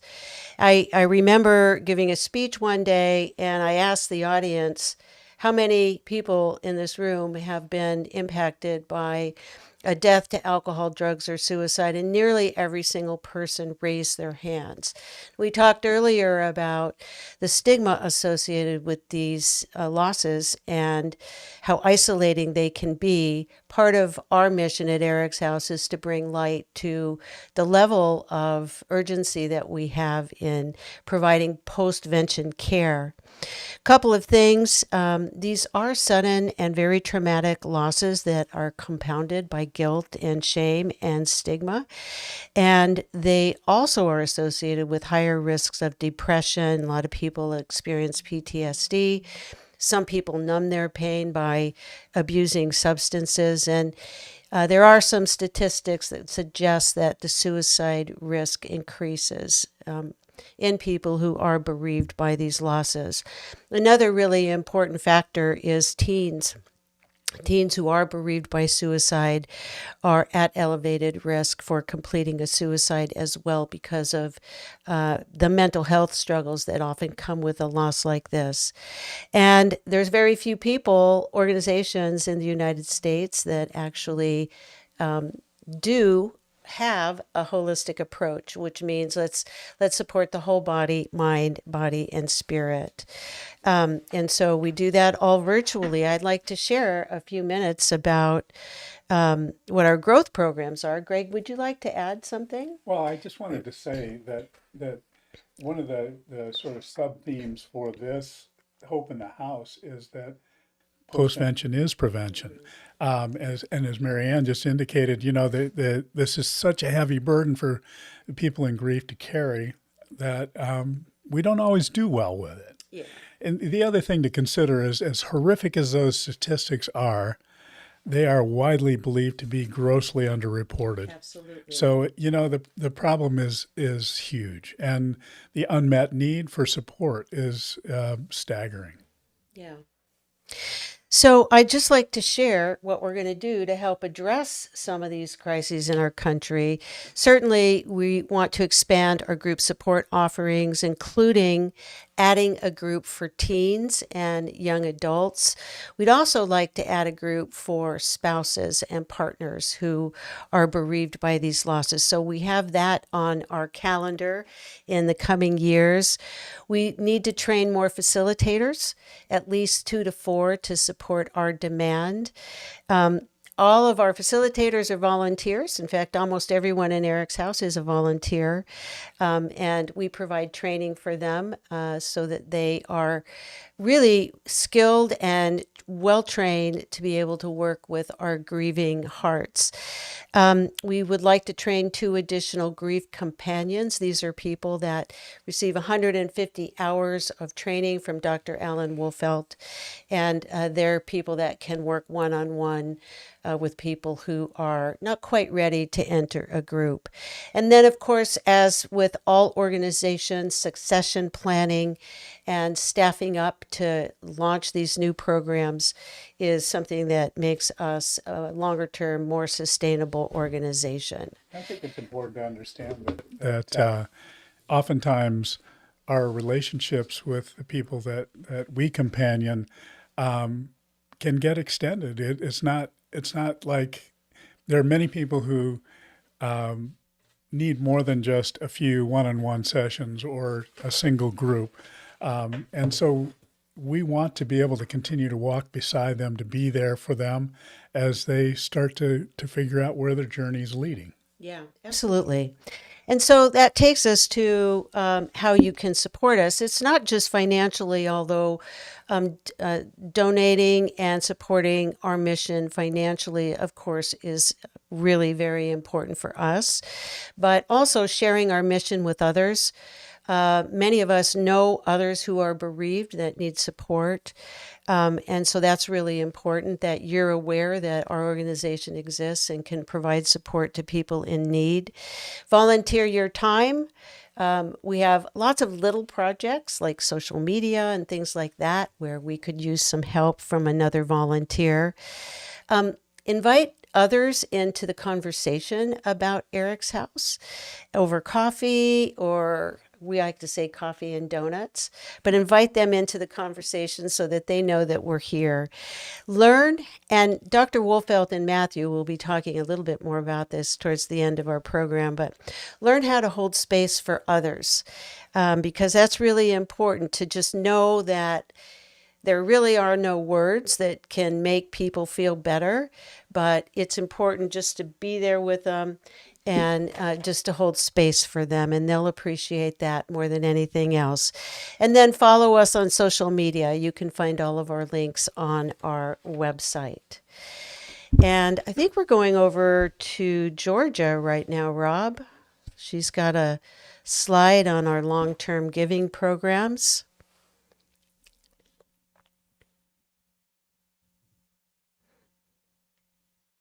Georgia, coming over to you for the long-term giving programs, if you are out there. Looking forward to hearing from Georgia on this one. Good to be back. Let me share my screen again. So, long-term giving is a really powerful way to ensure the sustainability and growth of our program so that we can meet the demand, and so that nobody has to grieve alone. Anybody who comes to us, we want to be able to serve them. And so a few ways that you can make sure that we're sustainable is becoming a champion of growth. So joining our monthly giving society, you can make a recurring gift of any amount that will provide steady support to us throughout the year, make it easier for us to plan for the future and be available whenever anybody needs us. And another way that you can deepen your involvement at EricsHouse is joining our Circle of Hope 5-year pledge society. So this means making a gift of $1,000 or more annually for a promise of 5 years. It's a flexible program. You can make those installments in different amounts throughout the year, whatever works best for you. But again, when we know that we have a pledge 5 years out, it makes planning possible. It makes it viable for us to say, okay, we want to implement these new groups. We want to train these new grief companions. And you enable that through making a pledge. Giving is always flexible. So give online, send a check, give through your DAF or stock, plus making any time you give, going back to your employer, checking if they have a gift matching program. A lot of them do. But again, long-term support is so important. It creates the foundation for us to expand our programs and serve more people. And we're so, so grateful to our monthly givers, our members of the Circle of Hope. And yeah, if you think that would be a meaningful way for you to get involved, you can easily make your monthly gift online through the Give Butter and also through our website. You can also contact me. And if you would like to make a pledge, again, you can contact me. We also have the option of making yearly pledges on the Give Butter. So with that, thank you so much. We're so, so grateful for your support. And I hope you enjoy the rest of the program.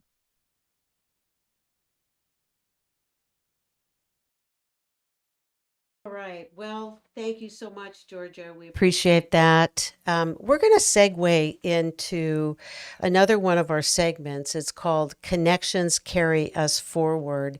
And this is a segment where you'll hear from 3 of our facilitators, and they'll talk a little bit about why they do this work.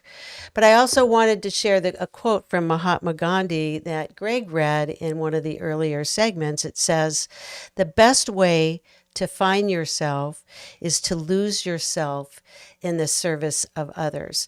And that really describes the people that we have inside EricsHouse. Everyone in our organization is so compassionate and passionate about helping other people after these devastated losses. So let's take a listen from Carolyn Van Ness, Charlotte Schwartz, and Joette Fielding. This is Eric's house, where the broken come to breathe, Where the hurting find a hand and the weary find relief. It's a light in the darkness. When the night won't let you go, You don't have to walk alone. through the valley of the soul. Hello, my name is Joette, and I am a co-facilitator of groups with EricsHouse for mothers who lost a child to substance or alcohol poisoning. I joined EricsHouse 5 years ago after the tragic loss of our precious daughter, Sydney. I attended groups and became a co-facilitator a few years later. Receiving support from EricsHouse was so important after my tragic loss. The groups were instrumental in providing me the support I needed to grieve and mourn in a very supportive space where I no longer felt alone or isolated. I learned the teachings of Dr. Alan Wolfelt through the touchstones of the wilderness of grief. This gave me a better understanding of the journey ahead with help and support. This helped me to change the way I carried my grief with love and hope. This journey has deepened my compassion to assist others as a grief companion with my certification. Supporting other mothers and giving back to EricsHouse is a large part of my life and journey. Having the support of the EricsHouse community has helped me tremendously during this journey of healing. Having a support group when newly bereaved is the key to not feeling isolated or alone and provides you the ability to share your feelings in a very safe and confidential space. EricsHouse supports individuals, families, and communities. I honor my daughter Sydney every day.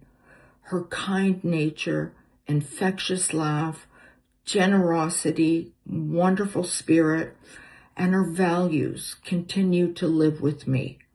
We celebrate many occasions for her and cherish the happy memories that we had together and grateful for our time together. I am honored to be a member of EricsHouse and EricsHouse community. Thank you. Hello, I'm Charlotte Schwartz, and I found EricsHouse in 2019, 3 years after we lost our son Brady to substance abuse. I attended an open group in 2019 for a year because it was COVID. We had a group, suicide loss, substance abuse loss, spousal loss to either of those. And I was so amazed at how people responded and began smiling and laughing over a short time with all the support that they were getting from the EricsHouse group. I wanted to help others in the same way. So after that year, I began becoming a co-facilitator with Mary Ann for the first year for a 10-week session where we helped moms and supported them through their journey of loss for substance abuse loss of a child. We were very amazed at how important it was to have specific groups for specific losses. And from then on, we've been doing that at EricsHouse. Our groups make such a difference in families' lives because when one parent gets support, then the rest of the family gets support in some way or other once their parent can function again and be happy again. And the journey doesn't end there, but it's a beginning for each one of them. We also heal in the same way, just by learning and listening to other people's experiences. So I am so grateful that I have found EricsHouse and that I can continue to help others. I've been doing it for 6 years now, and I want to continue as long as I can. Thank you. I'd like to share a quote I read recently. The hope that is left after all your other hopes are gone, that hope is pure hope, rooted in the heart. For me, that quote expresses what people like myself, who've experienced the loss of a child through suicide, need the most, a glimmer of hope. And we need it big time because our journey through grief is so heart-wrenching. Some 30 plus years ago, when Craig, my 18-year-old son, took his own life, I didn't have a place like EricsHouse to go to. Luckily, I had family and friends and a compassionate therapist, but it was a very lonely, difficult journey. Over time, that journey brought me to a point where I found I could talk to others who experienced loss of suicide in a way that only another survivor can. I learned about EricsHouse when I was helping a friend who lost a child through suicide. Their program of services seemed to align itself with my own desire to make sure that no one has to suffer through the grief of suicide loss alone. Becoming a certified grief companion and group facilitator for EricsHouse allows me to walk along with other moms who desperately need a glimpse of hope in the darkness they're experiencing after the death of their child. EricsHouse groups create a container for healing. Talking is healing. Sobbing openly is healing. Those are the things I didn't experience because of the strong taboos around suicide in my community. I've come to realize that rebuilding my life took much longer because I didn't have the kind of opportunities that EricsHouse offers. Compassion and healing go hand in hand in our groups.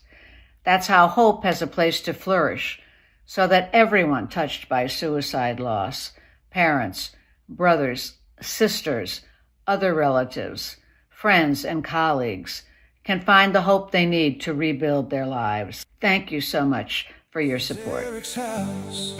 Where the broken hearts can heal, Where the unseen pain is honored, where every loss is real. it's a light in the darkness, And it's stronger than the pain. and through every tear that falls, Love is rising up again in Eric's house.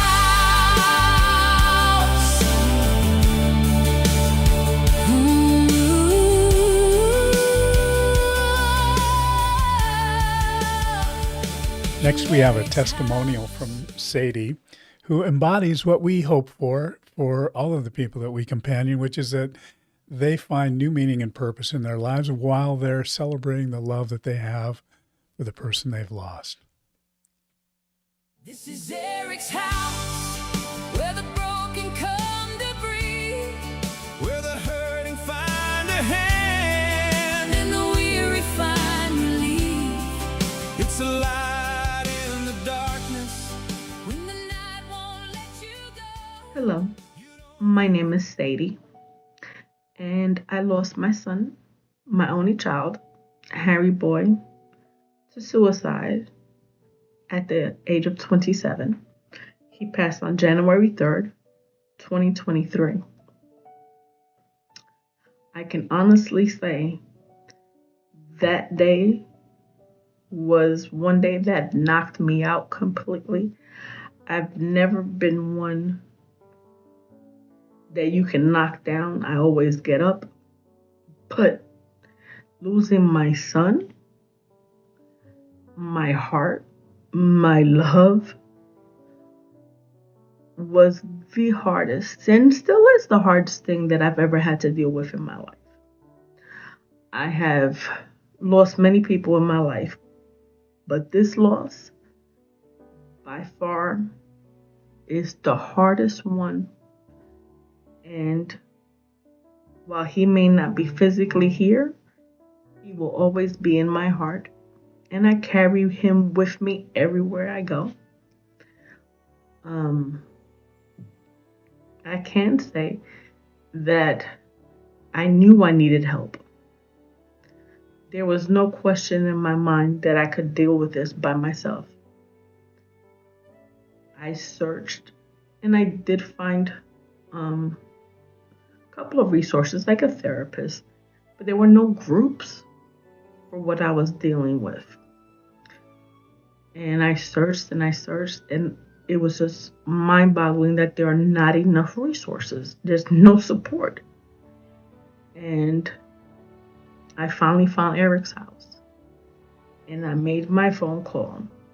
And the first person I talked to was Maddie, who was a godsend. And she was able to put me in a group for mothers who have lost a child to suicide.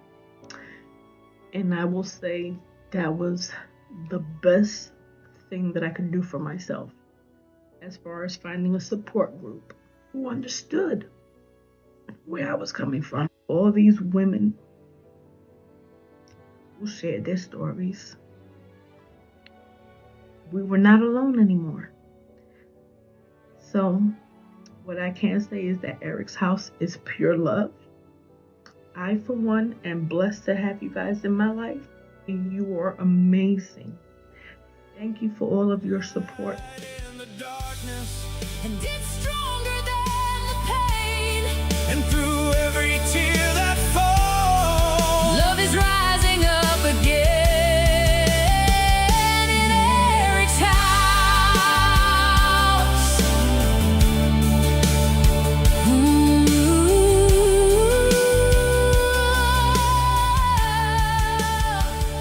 In Eric's house. Next, we have a conversation that I had with a group of guys from Fentanyl Fathers, an organization that we've aligned ourselves with, and I think they have a great story about community advocacy and their prevention efforts in the wake of their personal grief.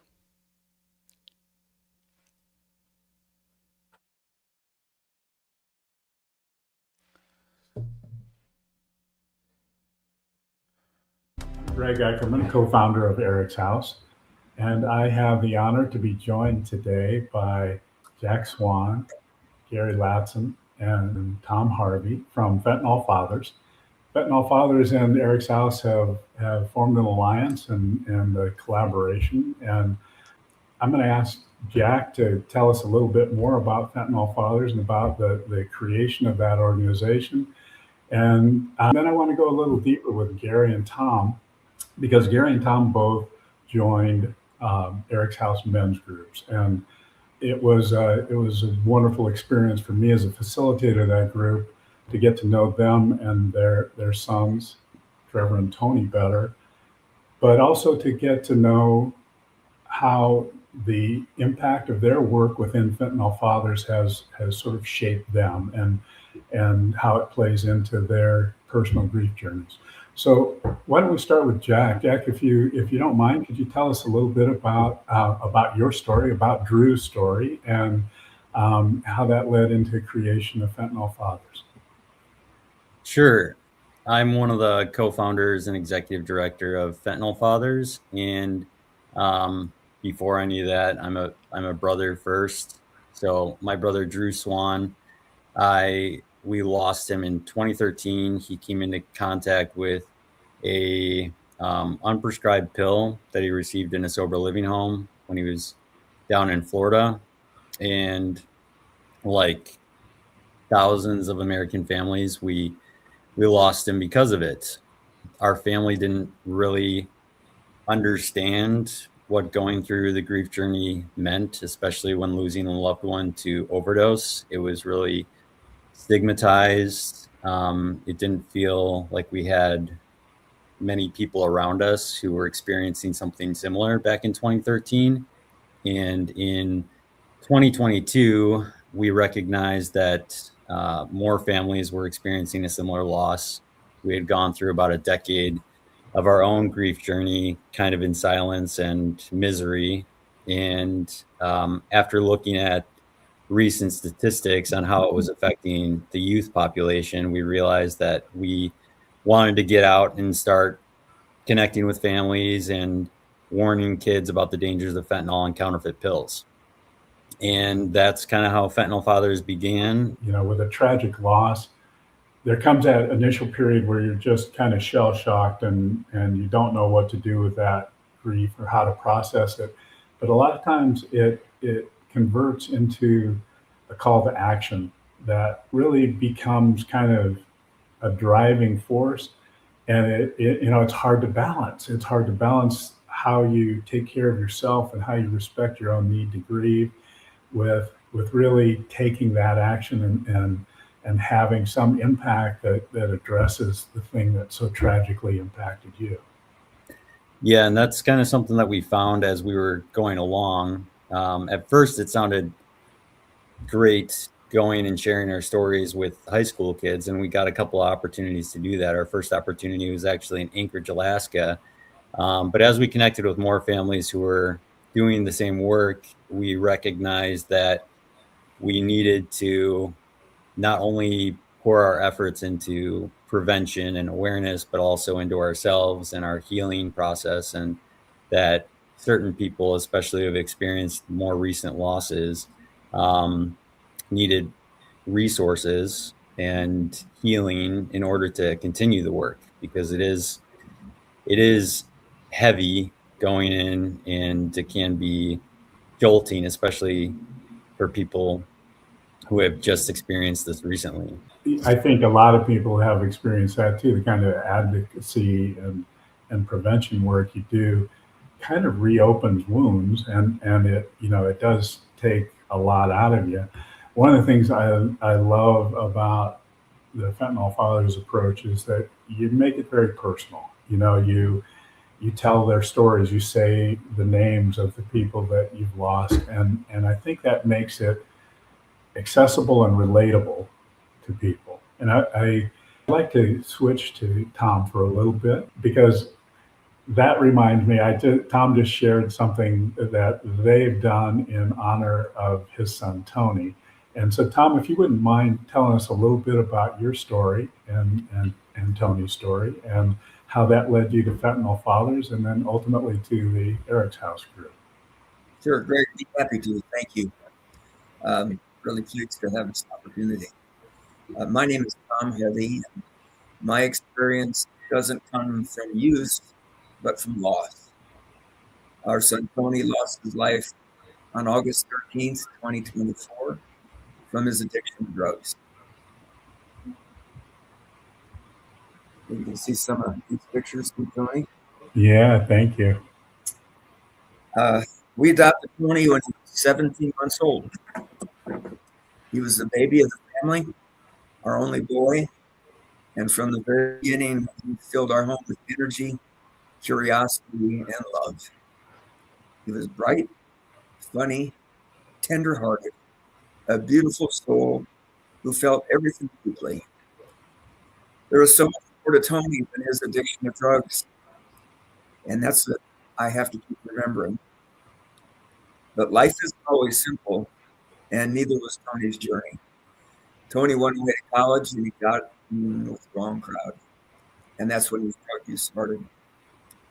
And he fought up and down, in and out of trouble with the law, in and out of different drugs for 17 years. And he was 37 when he died. I mean, I can't describe the hole that you feel, that each of us has felt. And the network that we've been privileged to be part of in learning about others who have had loss. And EricsHouse has been a big part of it in bringing people together to share about loss and how they deal with grief and how they can move forward. For me, it was hard to move forward. I was able to realize I couldn't do this by myself. And I just got online and started looking who was doing what. I found Food the Father. And they brought me in.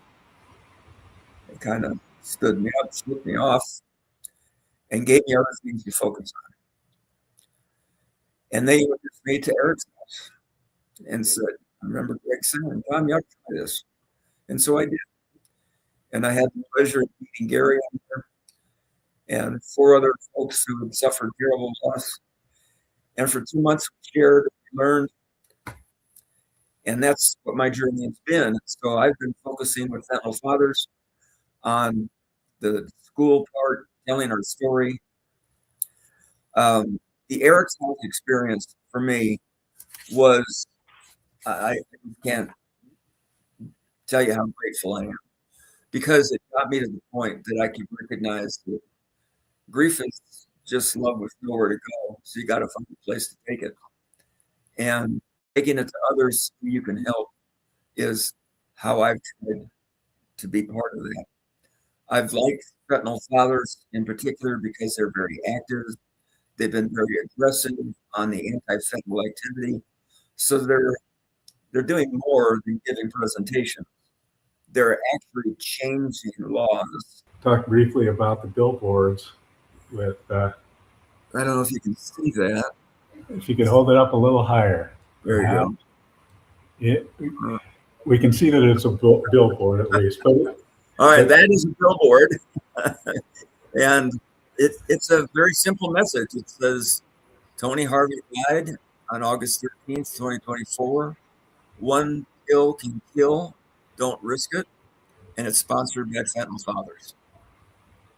So we're going to have that out at the end of the month on 10 different locations throughout Virginia.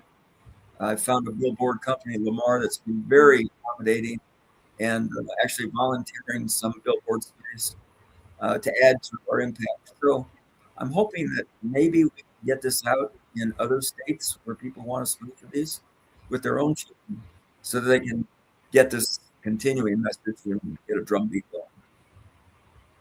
Thank you, Tom. One of the things that has really draws me to Fentanyl Fathers is the success that y'all have had in sort of building alliances. And I want to come back around to that and talk about the Angel Army concept and where you all see that going. But before we do that, let's I'd like to hear from Gary. And Gary, if you wouldn't mind telling us about your son Trevor's story and how that's played into your journey and your experiences, both with Fentanyl Fathers and EricsHouse. Okay.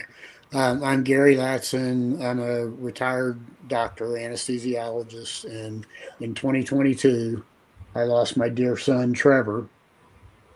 He was 37. He was a computer software engineer, very accomplished, but all throughout his life, since the age of about 12, he used and abused different substances, sometimes in a way that didn't cause him trouble, but occasionally in ways that caused him a lot of trouble.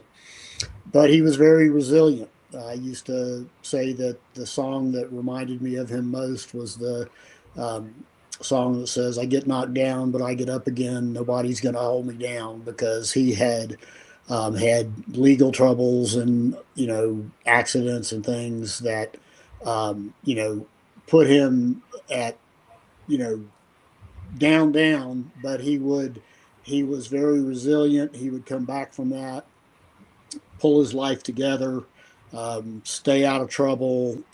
He ended up getting a job with Raytheon, had a security clearance, did great things, accomplished great things, but intermittently he would, sink back into drug use and have problems. And that was the beginning of one of the most painful periods in my entire life. Um, Struggled, just eventually ended up retiring early from my job because I just didn't have the heart to keep going, and the stress and everything.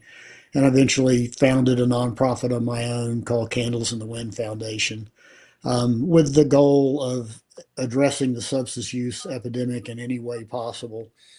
And one of my things I tried to do was get invited into schools to talk, but I had no luck because I was a lone person with a small foundation. And then I got involved. I discovered Fentanyl Fathers and got involved with them, and they had an opportunity for me to go out and talk to 8 middle schools in 1 week in Miami. And that was one of the most uh, fulfilling experiences I've ever had.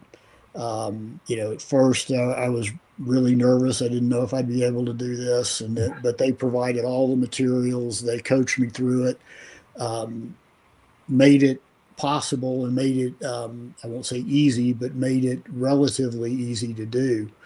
And I became a fan of Fentanyl Fathers after that, and I've spoken to about 15 schools now.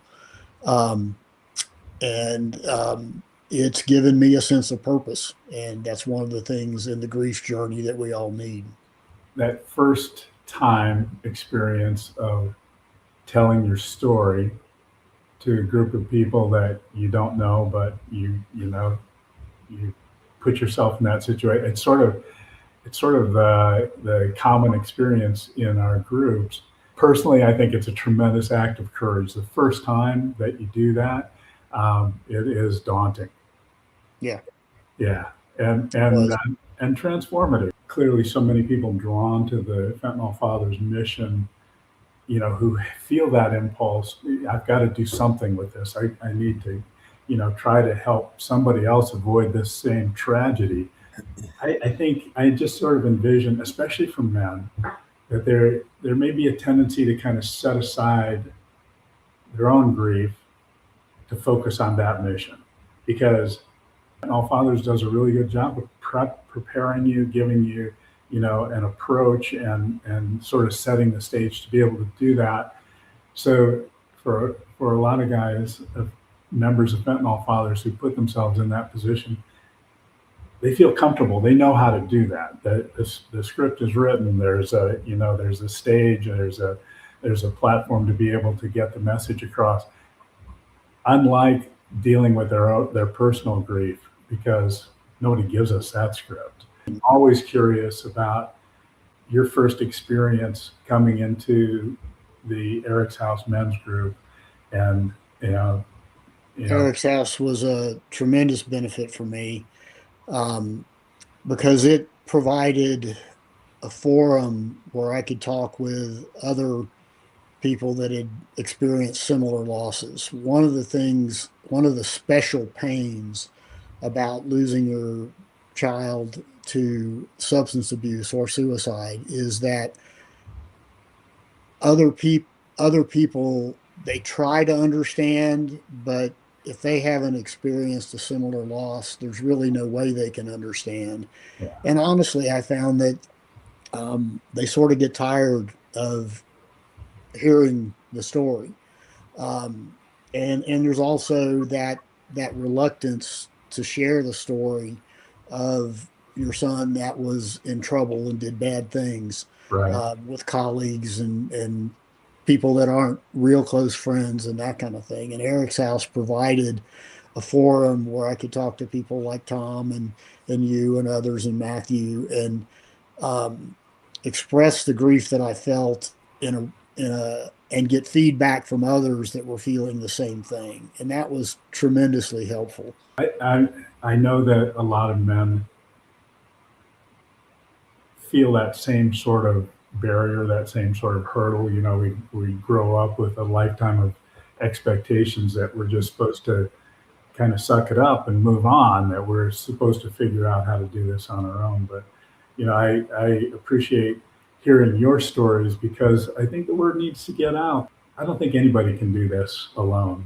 When something like this comes into your life, it is overwhelming, and everybody deserves to find that safe space to be able to go into some pretty raw emotions and know that they're being heard and not feel like anybody's trying to fix them or hurry them along. So I just wanted to say to both Gary and Tom, I really enjoyed having you in our men's group and the contributions that you made. It was really beautiful to watch that group kind of coalesce and unfold. So I appreciate that. I'm so grateful. I'd like to shift a little bit because I mentioned the idea that, or the appeal that I find in Fentanyl Father's effectiveness in sort of building coalitions or alliances with other organizations. And you know, we've been invited to join in Angel Army. And Jack, I wonder if you could just give us a little bit more background on that and where you see your efforts going. So proud to know these two guys and to hear how the mission has impacted their lives. I mean, every time that I share my brother's story on stage, I know the first time was really hard, but it was also really cool because I, for the first time, saw that losing my brother was impacting another life and potentially saving another life. And you'll never know how many lives you saved or how many lives were directly impacted or how many decisions down the road were directly impacted by your story. But it's healing. There's some healing in that. So really through Angel Army, we formed Angel Army with Victoria's Voice Foundation and Eric's House. We saw, you know, all these parents wanting to find purpose through their grief. We all wanted to empower them to raise awareness, drive their missions forward. They can take our presentation and give the presentation highlighting their organization or local coalitions that they're working with and local partnerships. I mean, people don't all need to work in silos. It feels like, you know, there's an additive effect if you can pull more people into to sort of align their efforts and increase the impact. But I don't think it is additive. I think there's a multiplying effect that really makes that impact so much greater than just the addition of those separate efforts. I view whatever healing means for those of us in grief, whatever that means, because the answer is always individual. It includes that search for meaning and purpose. It includes building some foundation for hope in something better in the future. And I think you guys really do a tremendous job of that. I am so grateful that you've made the time and shared your hearts and your stories and your sons and brothers' stories and um, you know, been able to put that out into the world to make a difference and to hopefully help other people avoid the same kind of tragedies that have impacted you. If anybody'd like to share any last thoughts, I'd love to hear them. Yeah, Greg, I will. I'll say, Bruce. First of all, about Angel Army. Yeah. So Angel Army, the anticipation is everyone invited to participate and be part of this. And we all have a responsibility to include those watching this little segment to tell our kids what the dangers are and for parents and teachers to understand those and not be afraid to have those conversations early so that the kids really can make their own decisions, but smart decisions. Just don't try this stuff. Don't risk it. Thank you, Tom. Yeah, to add to what Tom said, so many people think of substance use disorder and alcoholism as a disease of young adulthood. In reality, it's a disease that starts usually in the early teens, often as early as 12 or 13, and then it gradually gets worse and worse. And so getting to middle schools and high schools, um, and reaching the kids emotionally, is why I think Fentanyl Fathers is so effective. I tell my audience, I don't want you to listen with your head. I want you to listen with your heart because I'm here talking to you from my heart. And the stories that we tell get their emotional attention, and that enables them to absorb the important message, which is A, that this is really dangerous, and B, that it really affects an entire family, an entire school. The grief and sadness that ripples through society from substance use overdoses is incalculable. I'm excited to see where this alliance in Angel Army goes and what we can do together. If you're interested in connecting with Angel Army, you can go to angelarmy.com and just fill out the contact form. The theme for this Hope in the House is postvention is prevention. Postvention, the care of people in grief who've suffered tragic loss, really is a preventative action. Many people try to self-medicate their way out of their grief because it's so overwhelming, so overpowering that they don't know what else to do with it. But even more than that, the pathway to hope, finding meaning and purpose and moving forward in your lives has an impact on the world around you. Just like each of these losses gets magnified, the ripple effect through the family and friends and coworkers and all of that, the positive actions we take, I think, similarly ripple out through our society. And I think we all take hope in that. Thank you all so much for making the time to be with us today. I really appreciate your insights and your willingness to share your stories. And I look forward to your future. Thank you, Greg. Thank you, Greg. Been a pleasure. Thanks for putting it together and giving us an opportunity to share our thoughts.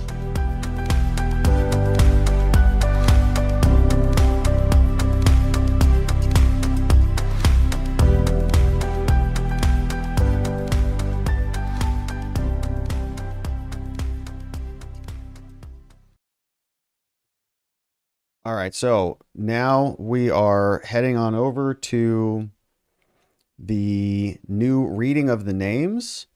And so we're going to get that queued up right now. And we'll switch over to that in one moment.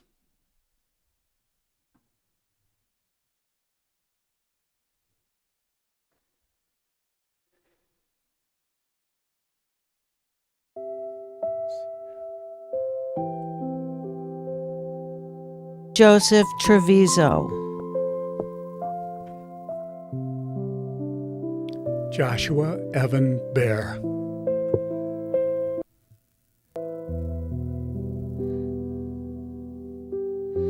Karen Navadia.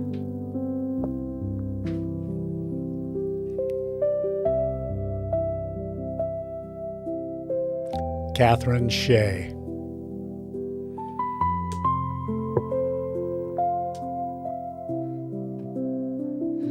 Casey Clay.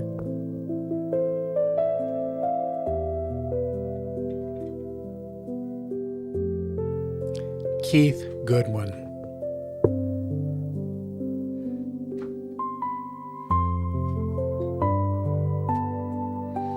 Kevin Matthew Nelson.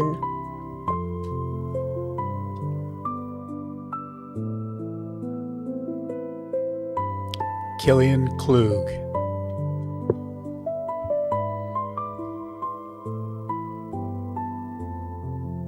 Michael Prawl.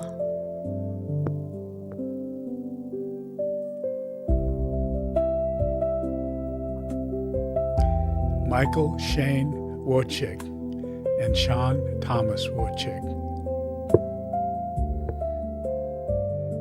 Nathan Alexander Ferror.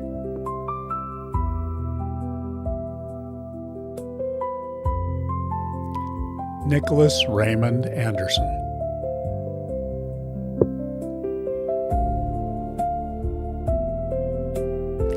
Parker Thompson.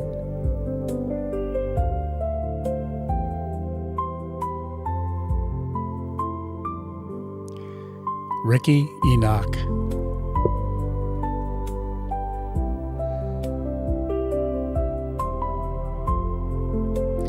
Ryan Matthew Fukushima.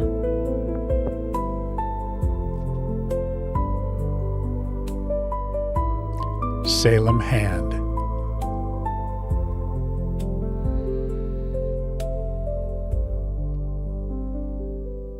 Sam Werber.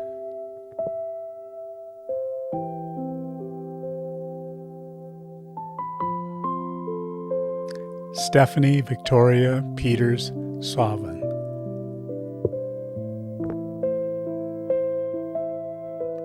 Stu Cole.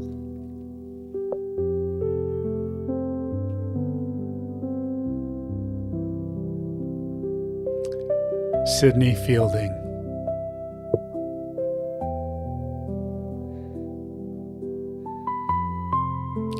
Tanner Bong.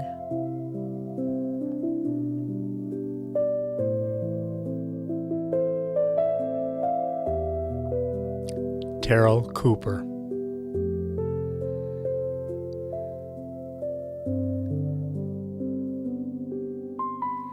Taylor Marie Harding.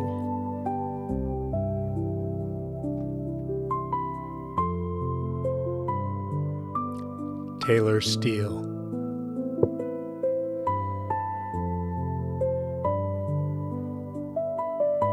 Thomas Campanolo.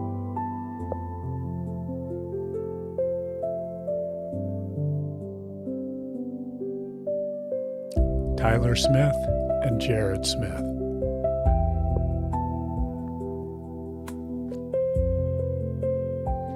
Wesley Michael Garrick Winkler.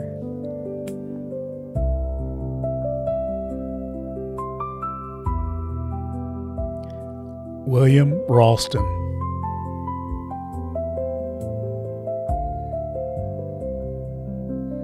Xander Campbell. So long as we live, they too shall live, for they are now a part of us as we remember them.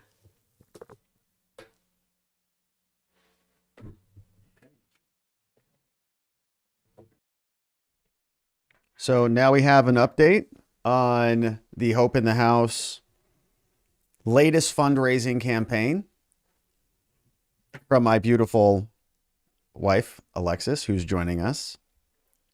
Hello, everyone. So, first, I just want to reiterate something that was mentioned earlier. 90% of Eric's House grieving support is funded through small donors, individual donors, exactly like yourself.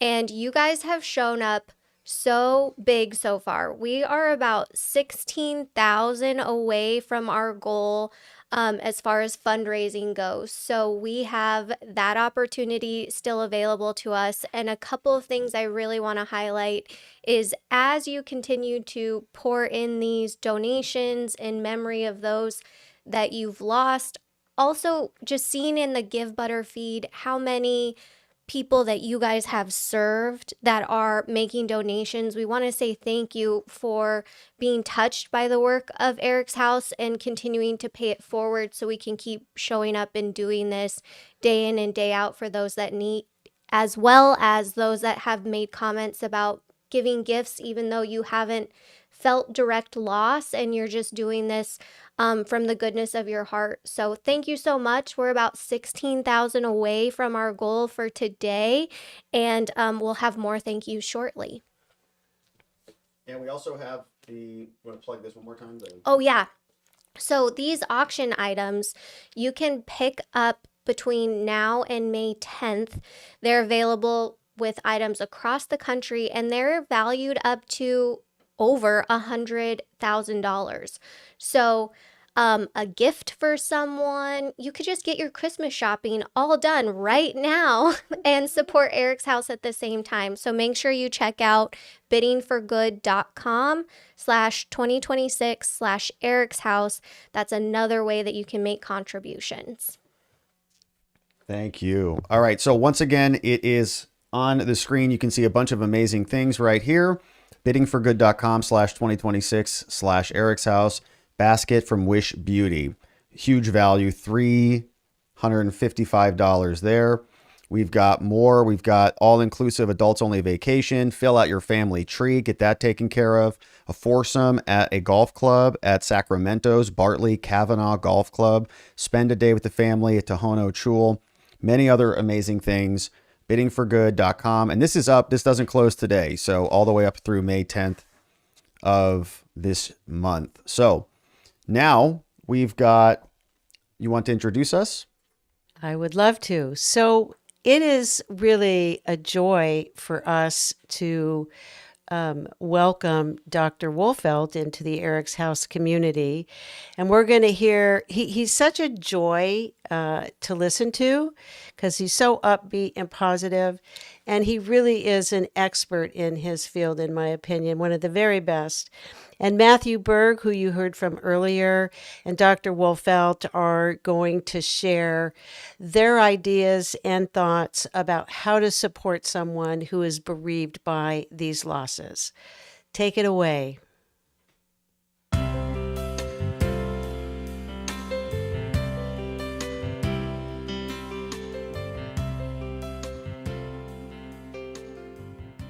Joining us today as we discuss the topic of how to support a loved one in grief. And joining me for this discussion is Dr. Alan Wolfelt, a man whose work has fundamentally reshaped how we understand and honor the journey of loss. Dr. Wolfelt is a world-renowned author, educator, grief counselor, and founder for the Center for Loss and Life Transition. He's also been an incredible mentor for all of us at Eric's House, having trained and certified each of our grief companions. It's my privilege to welcome you, Dr. Alan Wolfelt. Thank you, Matthew. It's an honor and a privilege to be with you today. Thanks for inviting me into the dialogue. Absolutely. It's my privilege. And, you know, I asked you to join this conversation because the subject of how to support a friend or loved one in grief can be really complex and confusing for both the mourner and the companion. And, you know, this is especially true with stigmatized losses that we support at Eric's House, such as suicide or substance use, where there are many additional layers of stigma attached. And, you know, there are already so many misconceptions about grief that have made healthy and authentic mourning appear to be erratic or out of control to somebody who doesn't understand or has not experienced this personally. And that can make it hard for an observer to react to. Now, in my personal experience as both a mourner and a companion, I think that lack of understanding is really anchored in how modern society treats grief on whole, where you have always talked about the fact that the clinical model treats grief as a problem to be solved, and we treat it as part of the human condition. And could you describe a little bit for us about to our audience about what the differences between the companioning approach and the clinical approach are, and how it's more helpful to show up in that manner for someone who's in pain? I'd be more than happy to do that. Thank you.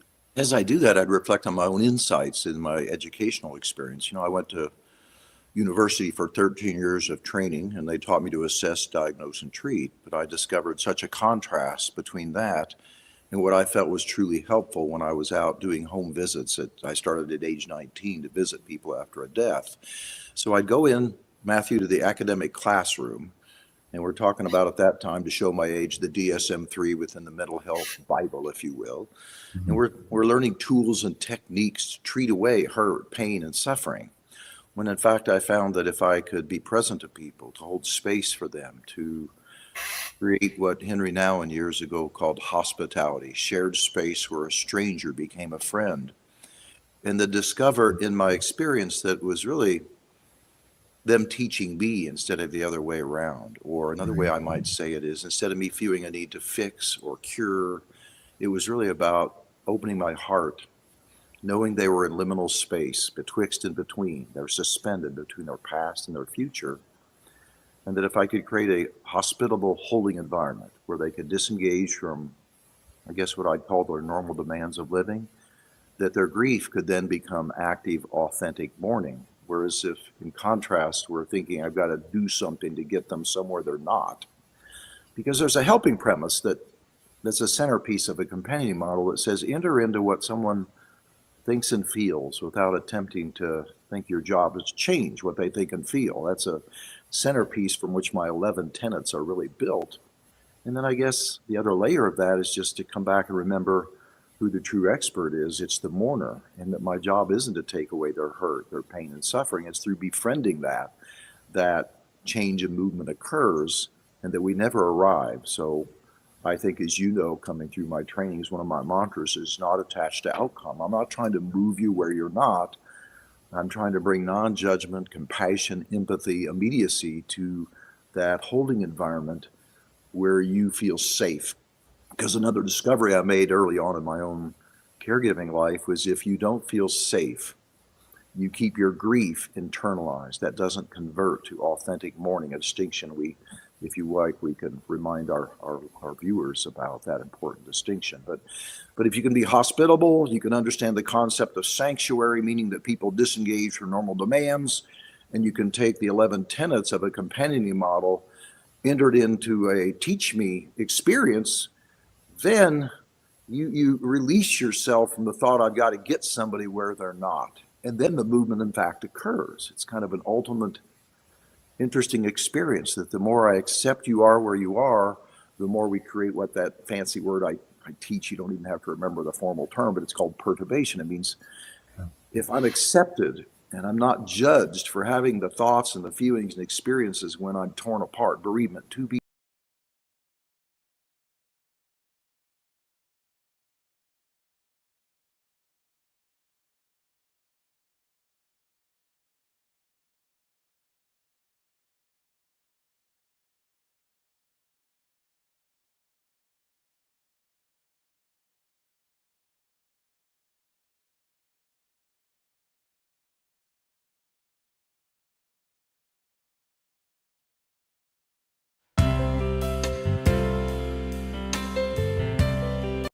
so much more powerful, and it will resonate with, at least for myself and many people that I've talked to, it resonates with the mourner so much more deeply.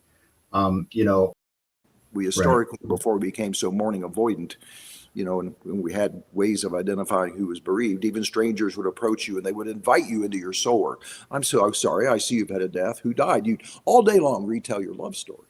And that's how you eventually came to spirit work, which was upward movement toward light, knowing you still never arrived. Because a companion model, also a distinction, is that we transform, we don't resolve, we don't get over. Transformation means an entire change in form. You were changed forever by the death of your precious Jacob, right? You're not, Yes, sir. never will be. Anyway, long response to your lovely question. But the concept of sitting in silence with the mourner versus advice giving or kind of nudging people forward is so much more powerful, and it will resonate with, at least for myself and many people that I've talked to, it resonates with the mourner so much more deeply. What are your thoughts about that?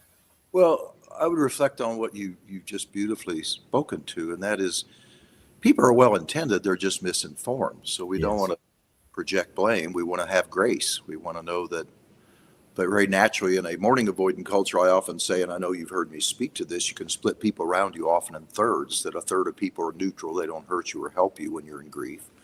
A third of people you're around, and again, we want to have grace with them. Well, you'll actually feel worse after you're around them because the theme is they're trying to take your grace. But thank goodness for people who often through their own trials and tribulations and losses have come to understand and aspire at least to be in the helpful third, knowing that even when you get there, you're going to put your foot in your mouth sometimes, right? So I love how, while you were reflecting, it's a reminder to be gentle with those people in our lives that aren't grief informed. It's not their fault. They've grown up in a mourning avoidant culture. Carry on, keep your chin up, keep busy. God wouldn't give anything more than you can bear. Do you have other children? All the things that are classic cliches that are well intended, but they ultimately end up moving the mourner away from grief instead of toward it. And yet we know the only way to the other side is through. So that's some reflection on that. And then your comment about bearing witness, sitting in sacred silence. Some of the most profound times in my almost now, amazingly enough, giving away my age, 50 years of walking with thousands of people in grief, some of the most profound times, I think, I hope, I pray, come for the mourner when I can sit with them in silence and in stillness. And then out of their heart, their well of reception, can come the grief converting into mourning, the response to loss outside of self, to remind our viewers that they can get there if I don't get in their way. And I love the concept of phenomenology. Fancy word means your reality is your reality. So if you need to do if only work, or you're mad because of this death, that's where we go. You'll teach me where you need to give attention. And then I need to honor that, not try to move you away from it or tell you being upset isn't going to change anything, or quit asking yourself if only work, which is so human that we go backward before forward and say, is there anything I might have done different to change an outcome? How instinctive and human is that? Why I was so excited to have this conversation with you. You and I have had so many sidebar conversations outside of class on this exact thing and my own personal experience here. And, again, it gets back to, you talk about the rule of thirds and the people that show up in your life, in sometimes harmful ways. And, what is kind of missed is that often those are the people that love you the most, that just want to see you restored, premature of you doing your grief work, your hello work, as you said, going backward before forward. In the days or weeks following, I may have been all over the place in what I needed. I could have been sending a lot of mixed signals, and that could create an environment where people want to try and guide you because you're a little bit all over, especially those who love you, deeply. And all change starts with chaos. And they see that and they go, that's not the normal Matthew I know. I want the old one back, right? Right. So they may try to take you where they think you should go or what worked for them. But, maybe it's helpful to remember we live in the world's first death-free generation, and some of the people we're surrounded by, they can be 40 or 50, their parents are alive, maybe even some of their grandparents. So again, we want to be grace-filled because they know not what they do. As you said, and we've repeated, they're well-intended, but they're misinformed. So when that's the case, to use the art, I think it's an art of supportive confrontation where people don't feel assaulted when you point that out. That's why I say supportive confrontation. I use it all the time, and nobody says, would you quit confronting me? Because they don't even know I'm confronting them, because you're doing it with a loving heart. What is your motivation to do it? It's to to be able to keep your voice about the need to be authentic with your mourning. And it's also to be able to keep that relationship intact in a way that doesn't just have you want to go to exile and not be around them. Because these are people you love and they love you and care about you. So what are ways that we can supportively confront? If I could just share with your viewers the importance of always prefacing any kind of supportive, gentle confrontation with, I know when you say that, you're trying to be helpful. And a personal example I always like to give, my mother and father were married 50 years. And in the weeks following my dad's death, every person who saw my mother said, you made it 50 years. You know, a lot of people don't. True, but not helpful.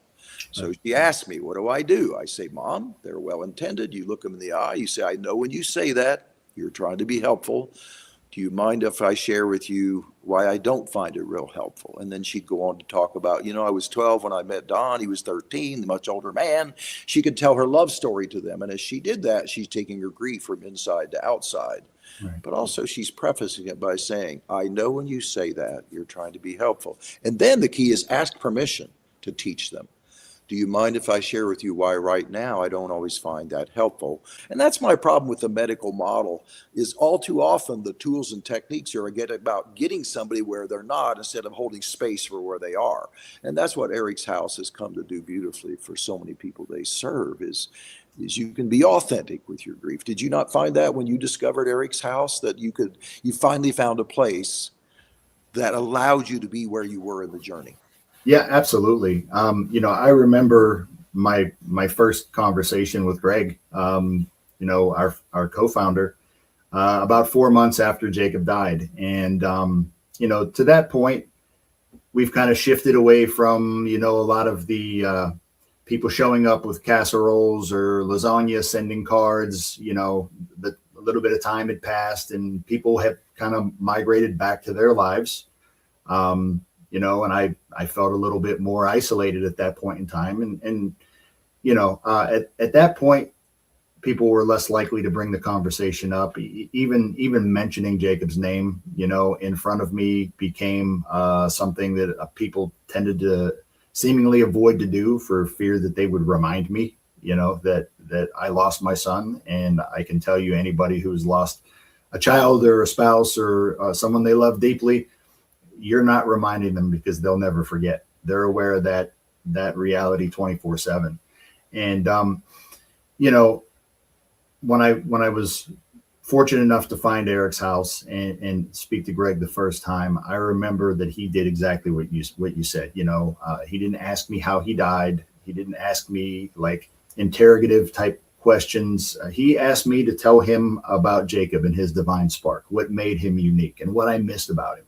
You know, and I remember some of those things, but I could tell you in the moment, what lingers is how he made me feel. You know, I felt like I had found a space where I could be where I was. I could say what I was feeling, and I wasn't going to be judged. I wasn't going to be, you know, kind of nudged along.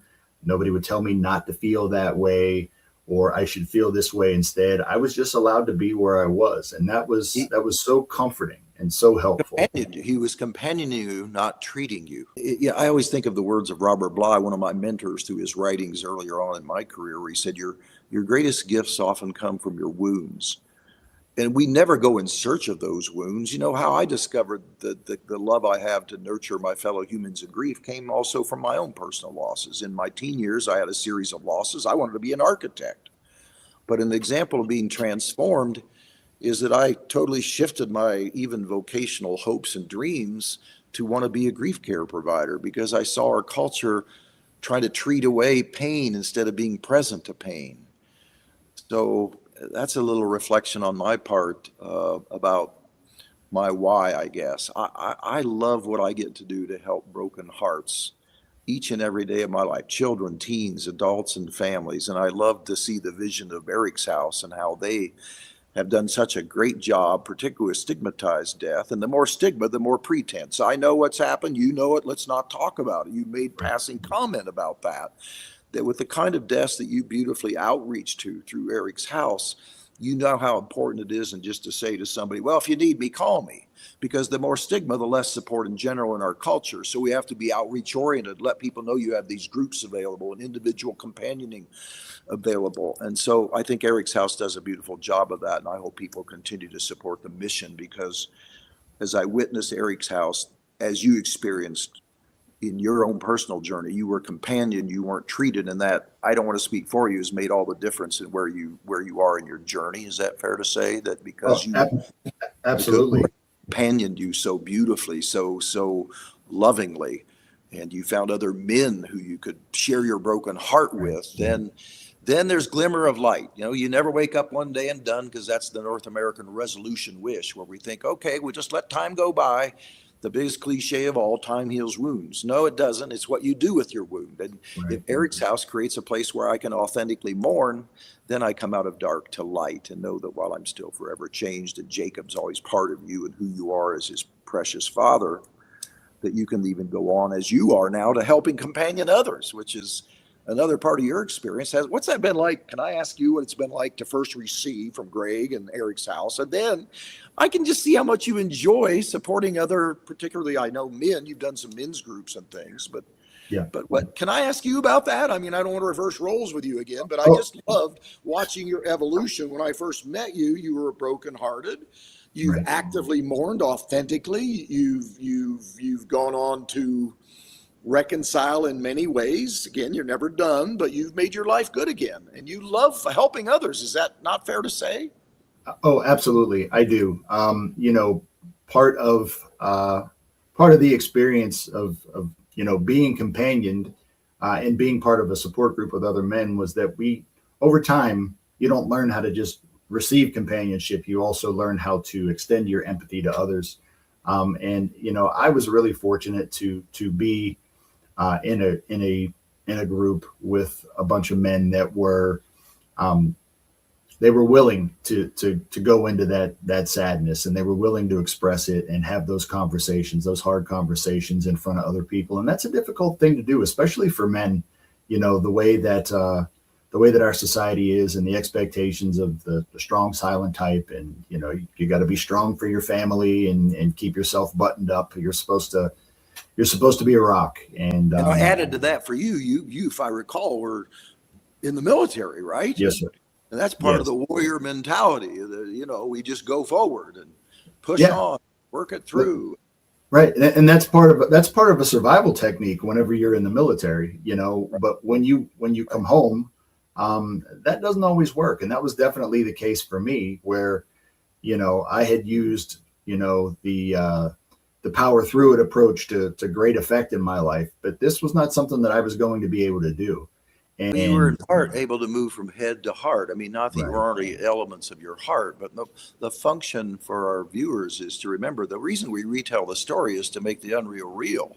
Right. When your precious child dies, that's unreal. So now to make it real, as hard as it is, that's why we call it the hard work of mourning, you get to come to that group, and they don't have to get in your way. They just need to help you retell the story, the love story with your precious son.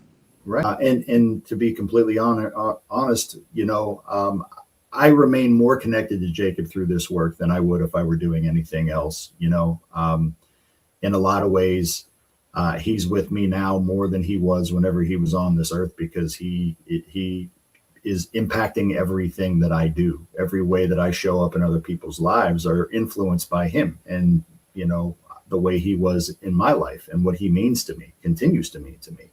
And it is a beautiful thing to behold. It really is. Yeah, and it's not anchored in pride, as you said. It's anchored in humility. Right. And the more humble we stay,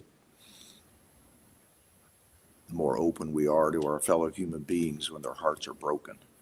We say in group all the time that you're going to change. You were changed the moment that you found out that your loved one was gone.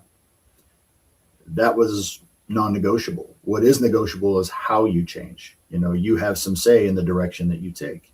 And through an opportunity to authentically mourn, like I had in EricsHouse, I was able to find my true self, the person that I am today, and I'm so grateful for that.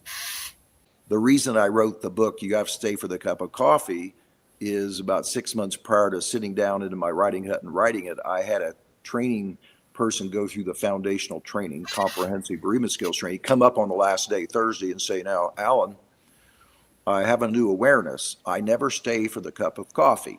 And then he went on to have insight into the fact that he was kind of sympathetic to people, but he never stayed for the raw work of mourning.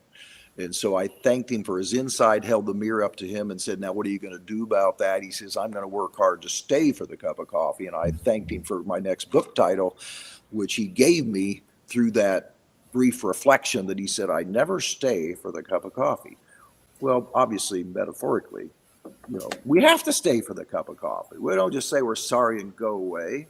There's a place to have sympathy that's more passive, but to really truly be helpful to each other when our hearts are broken, I think it demands active empathy. And by that, I mean respecting how somebody thinks, respecting how somebody feels. And then beyond that, if we're going to convert that into active caregiving, another element of empathy is a conscious decision of, am I going to stay around for that cup of coffee? Do I truly want to help? Because even if you know how somebody thinks and you respect that, even if you know how somebody feels and respect that, there comes a time of consciousness of saying, a third element of active empathy is, am I going to put that into place? Am I going to do something about it, not only individually, but in my community and even in a more global way, to say, gosh, we need to make changes in the world about having active empathy for each other when our hearts are broken.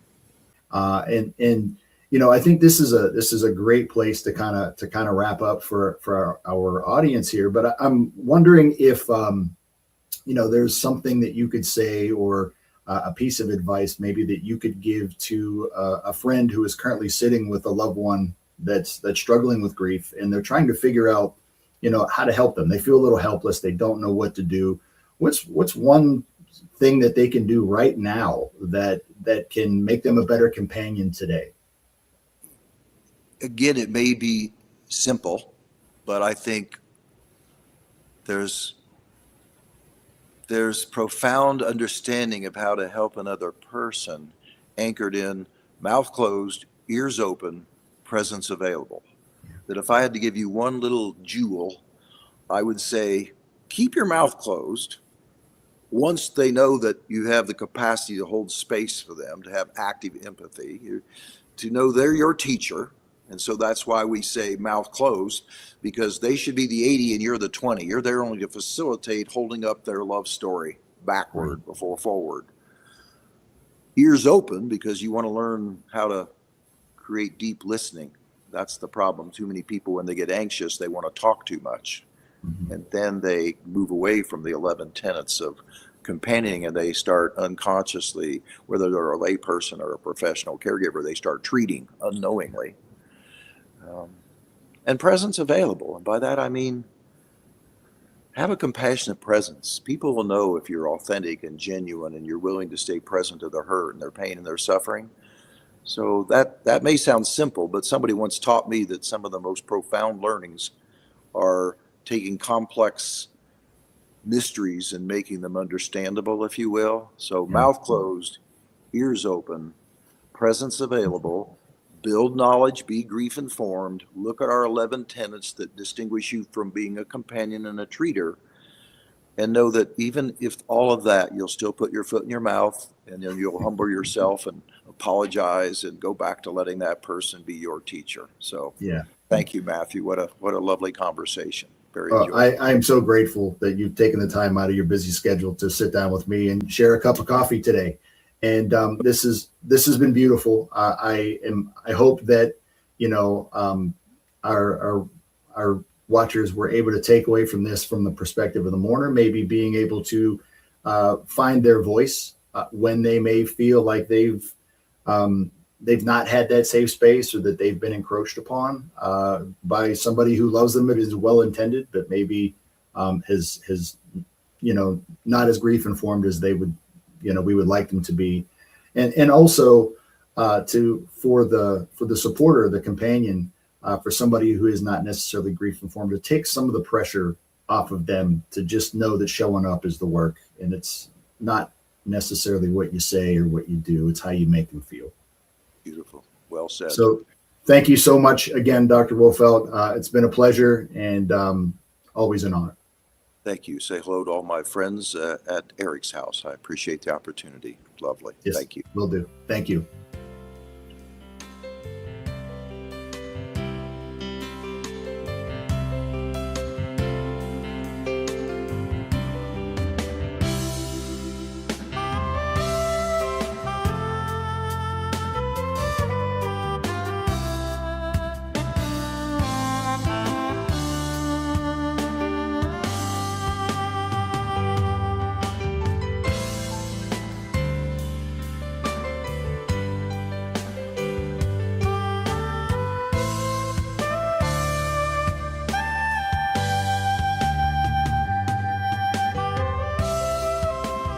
Welcome back. We are approaching the end of our time here today, and I wanted to specifically thank Alicia for your donation in memory of Terrell, Donald E., who is a family friend, giving in memory of Garrett George P., David S., with a special note saying that this contribution was with the hope to help those who have lost and are in need of support grieving.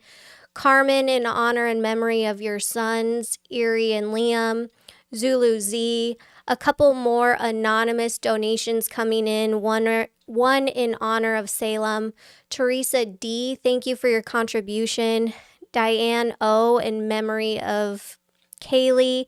The Jenna Ray Foundation, thank you for your contribution in honor of Jenna Ray R. Jacqueline and Janelle C just came in with a contribution in honor of Stu. Carol N, thank you for remembering Jacob with us and for your donation. Rob and I just made a contribution as well, matching all of the amazing watchers. Thank you for your contribution, supporting Eric's house and all of those that have lost. And then Barb I, thank you for your recent contribution in memory of Dustin. So we are on our way, and as a final reminder, you can continue to bid after today on biddingforgood.com/2026/Eric's House. More than 100 items on there valued in over $100,000, and we will ship any physical items to you just at the cost of shipping. And there's 8 days left to pick up those items, and more items are being added to their daily. Thank you so much for your contribution in making this possible, and we greatly appreciate you. Well, thank you very much for that. Yeah. Thank you very much, Alexis. And thank you so much for everybody who joined us today. We're going to have a final tally tomorrow or the next day, because I know we do have some checks that are coming in and are not included in our final tally. You know, it's because of your support that the work that we do at Eric's House is made possible. And for our family, this is Joey, by the way. This is Eric's brother. The work that we do is personal to us, not only because of Eric, the loss of Eric, but because we really care about each one of our clients. We love them, and we really care about your person who you lost, and we're just so privileged to be able to learn more about them and to walk this journey with you. So thank you all so very, very much. Many thanks to our facilitators, as I mentioned earlier, make this work possible. Many, many thanks to all of our donors and our clients for trusting us with your time and treasure. We love you for that. Thank you so much to Rob, Eric's brother, not only for doing this for us every year, but also for that amazing donation that you and your beautiful wife just made. And Matthew, come on in here. Everybody squeeze in here and let's give ourselves a big hand. There we go. Congratulations, Thank you. everyone. Yay, we did it. Thank you, Georgia. Georgia, you're not here, but we love you and thank you so much for all your hard work as you poured all of your time and effort into making today possible. Thank you again. Any comments from Joe? Oh, comments from Joey. Anything you'd like to say about Eric's house? Grab the mic. Here, Joe. Say a little something. Yeah, why not?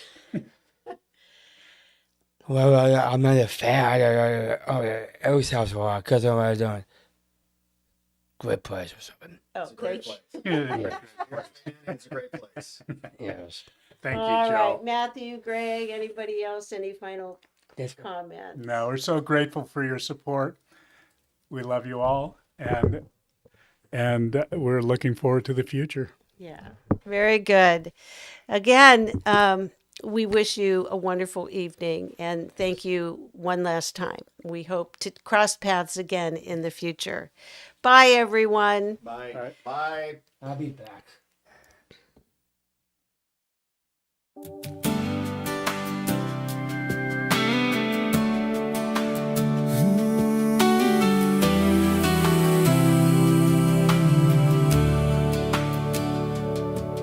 There's a quiet kind of heartbreak that the world don't always see. A chair that stays empty where love used to be.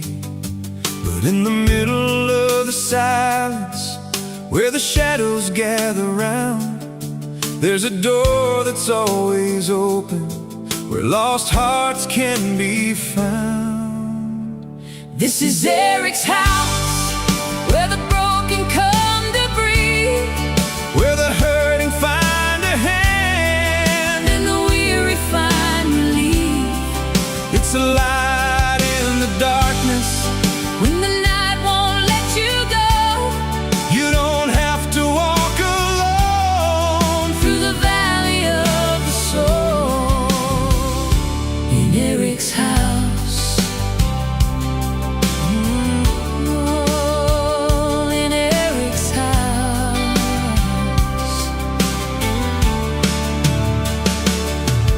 There are stories on these walls of love that never ends, of friends, families, children, and hearts that learn to mend. Not by forgetting what was lost, but by holding it with care. Finding strength inside the sorrow, 'Cause someone else is there. This is Eric's house, where the broken come to breathe, where the hurting find a hand, and the weary find relief. it's a light in the darkness.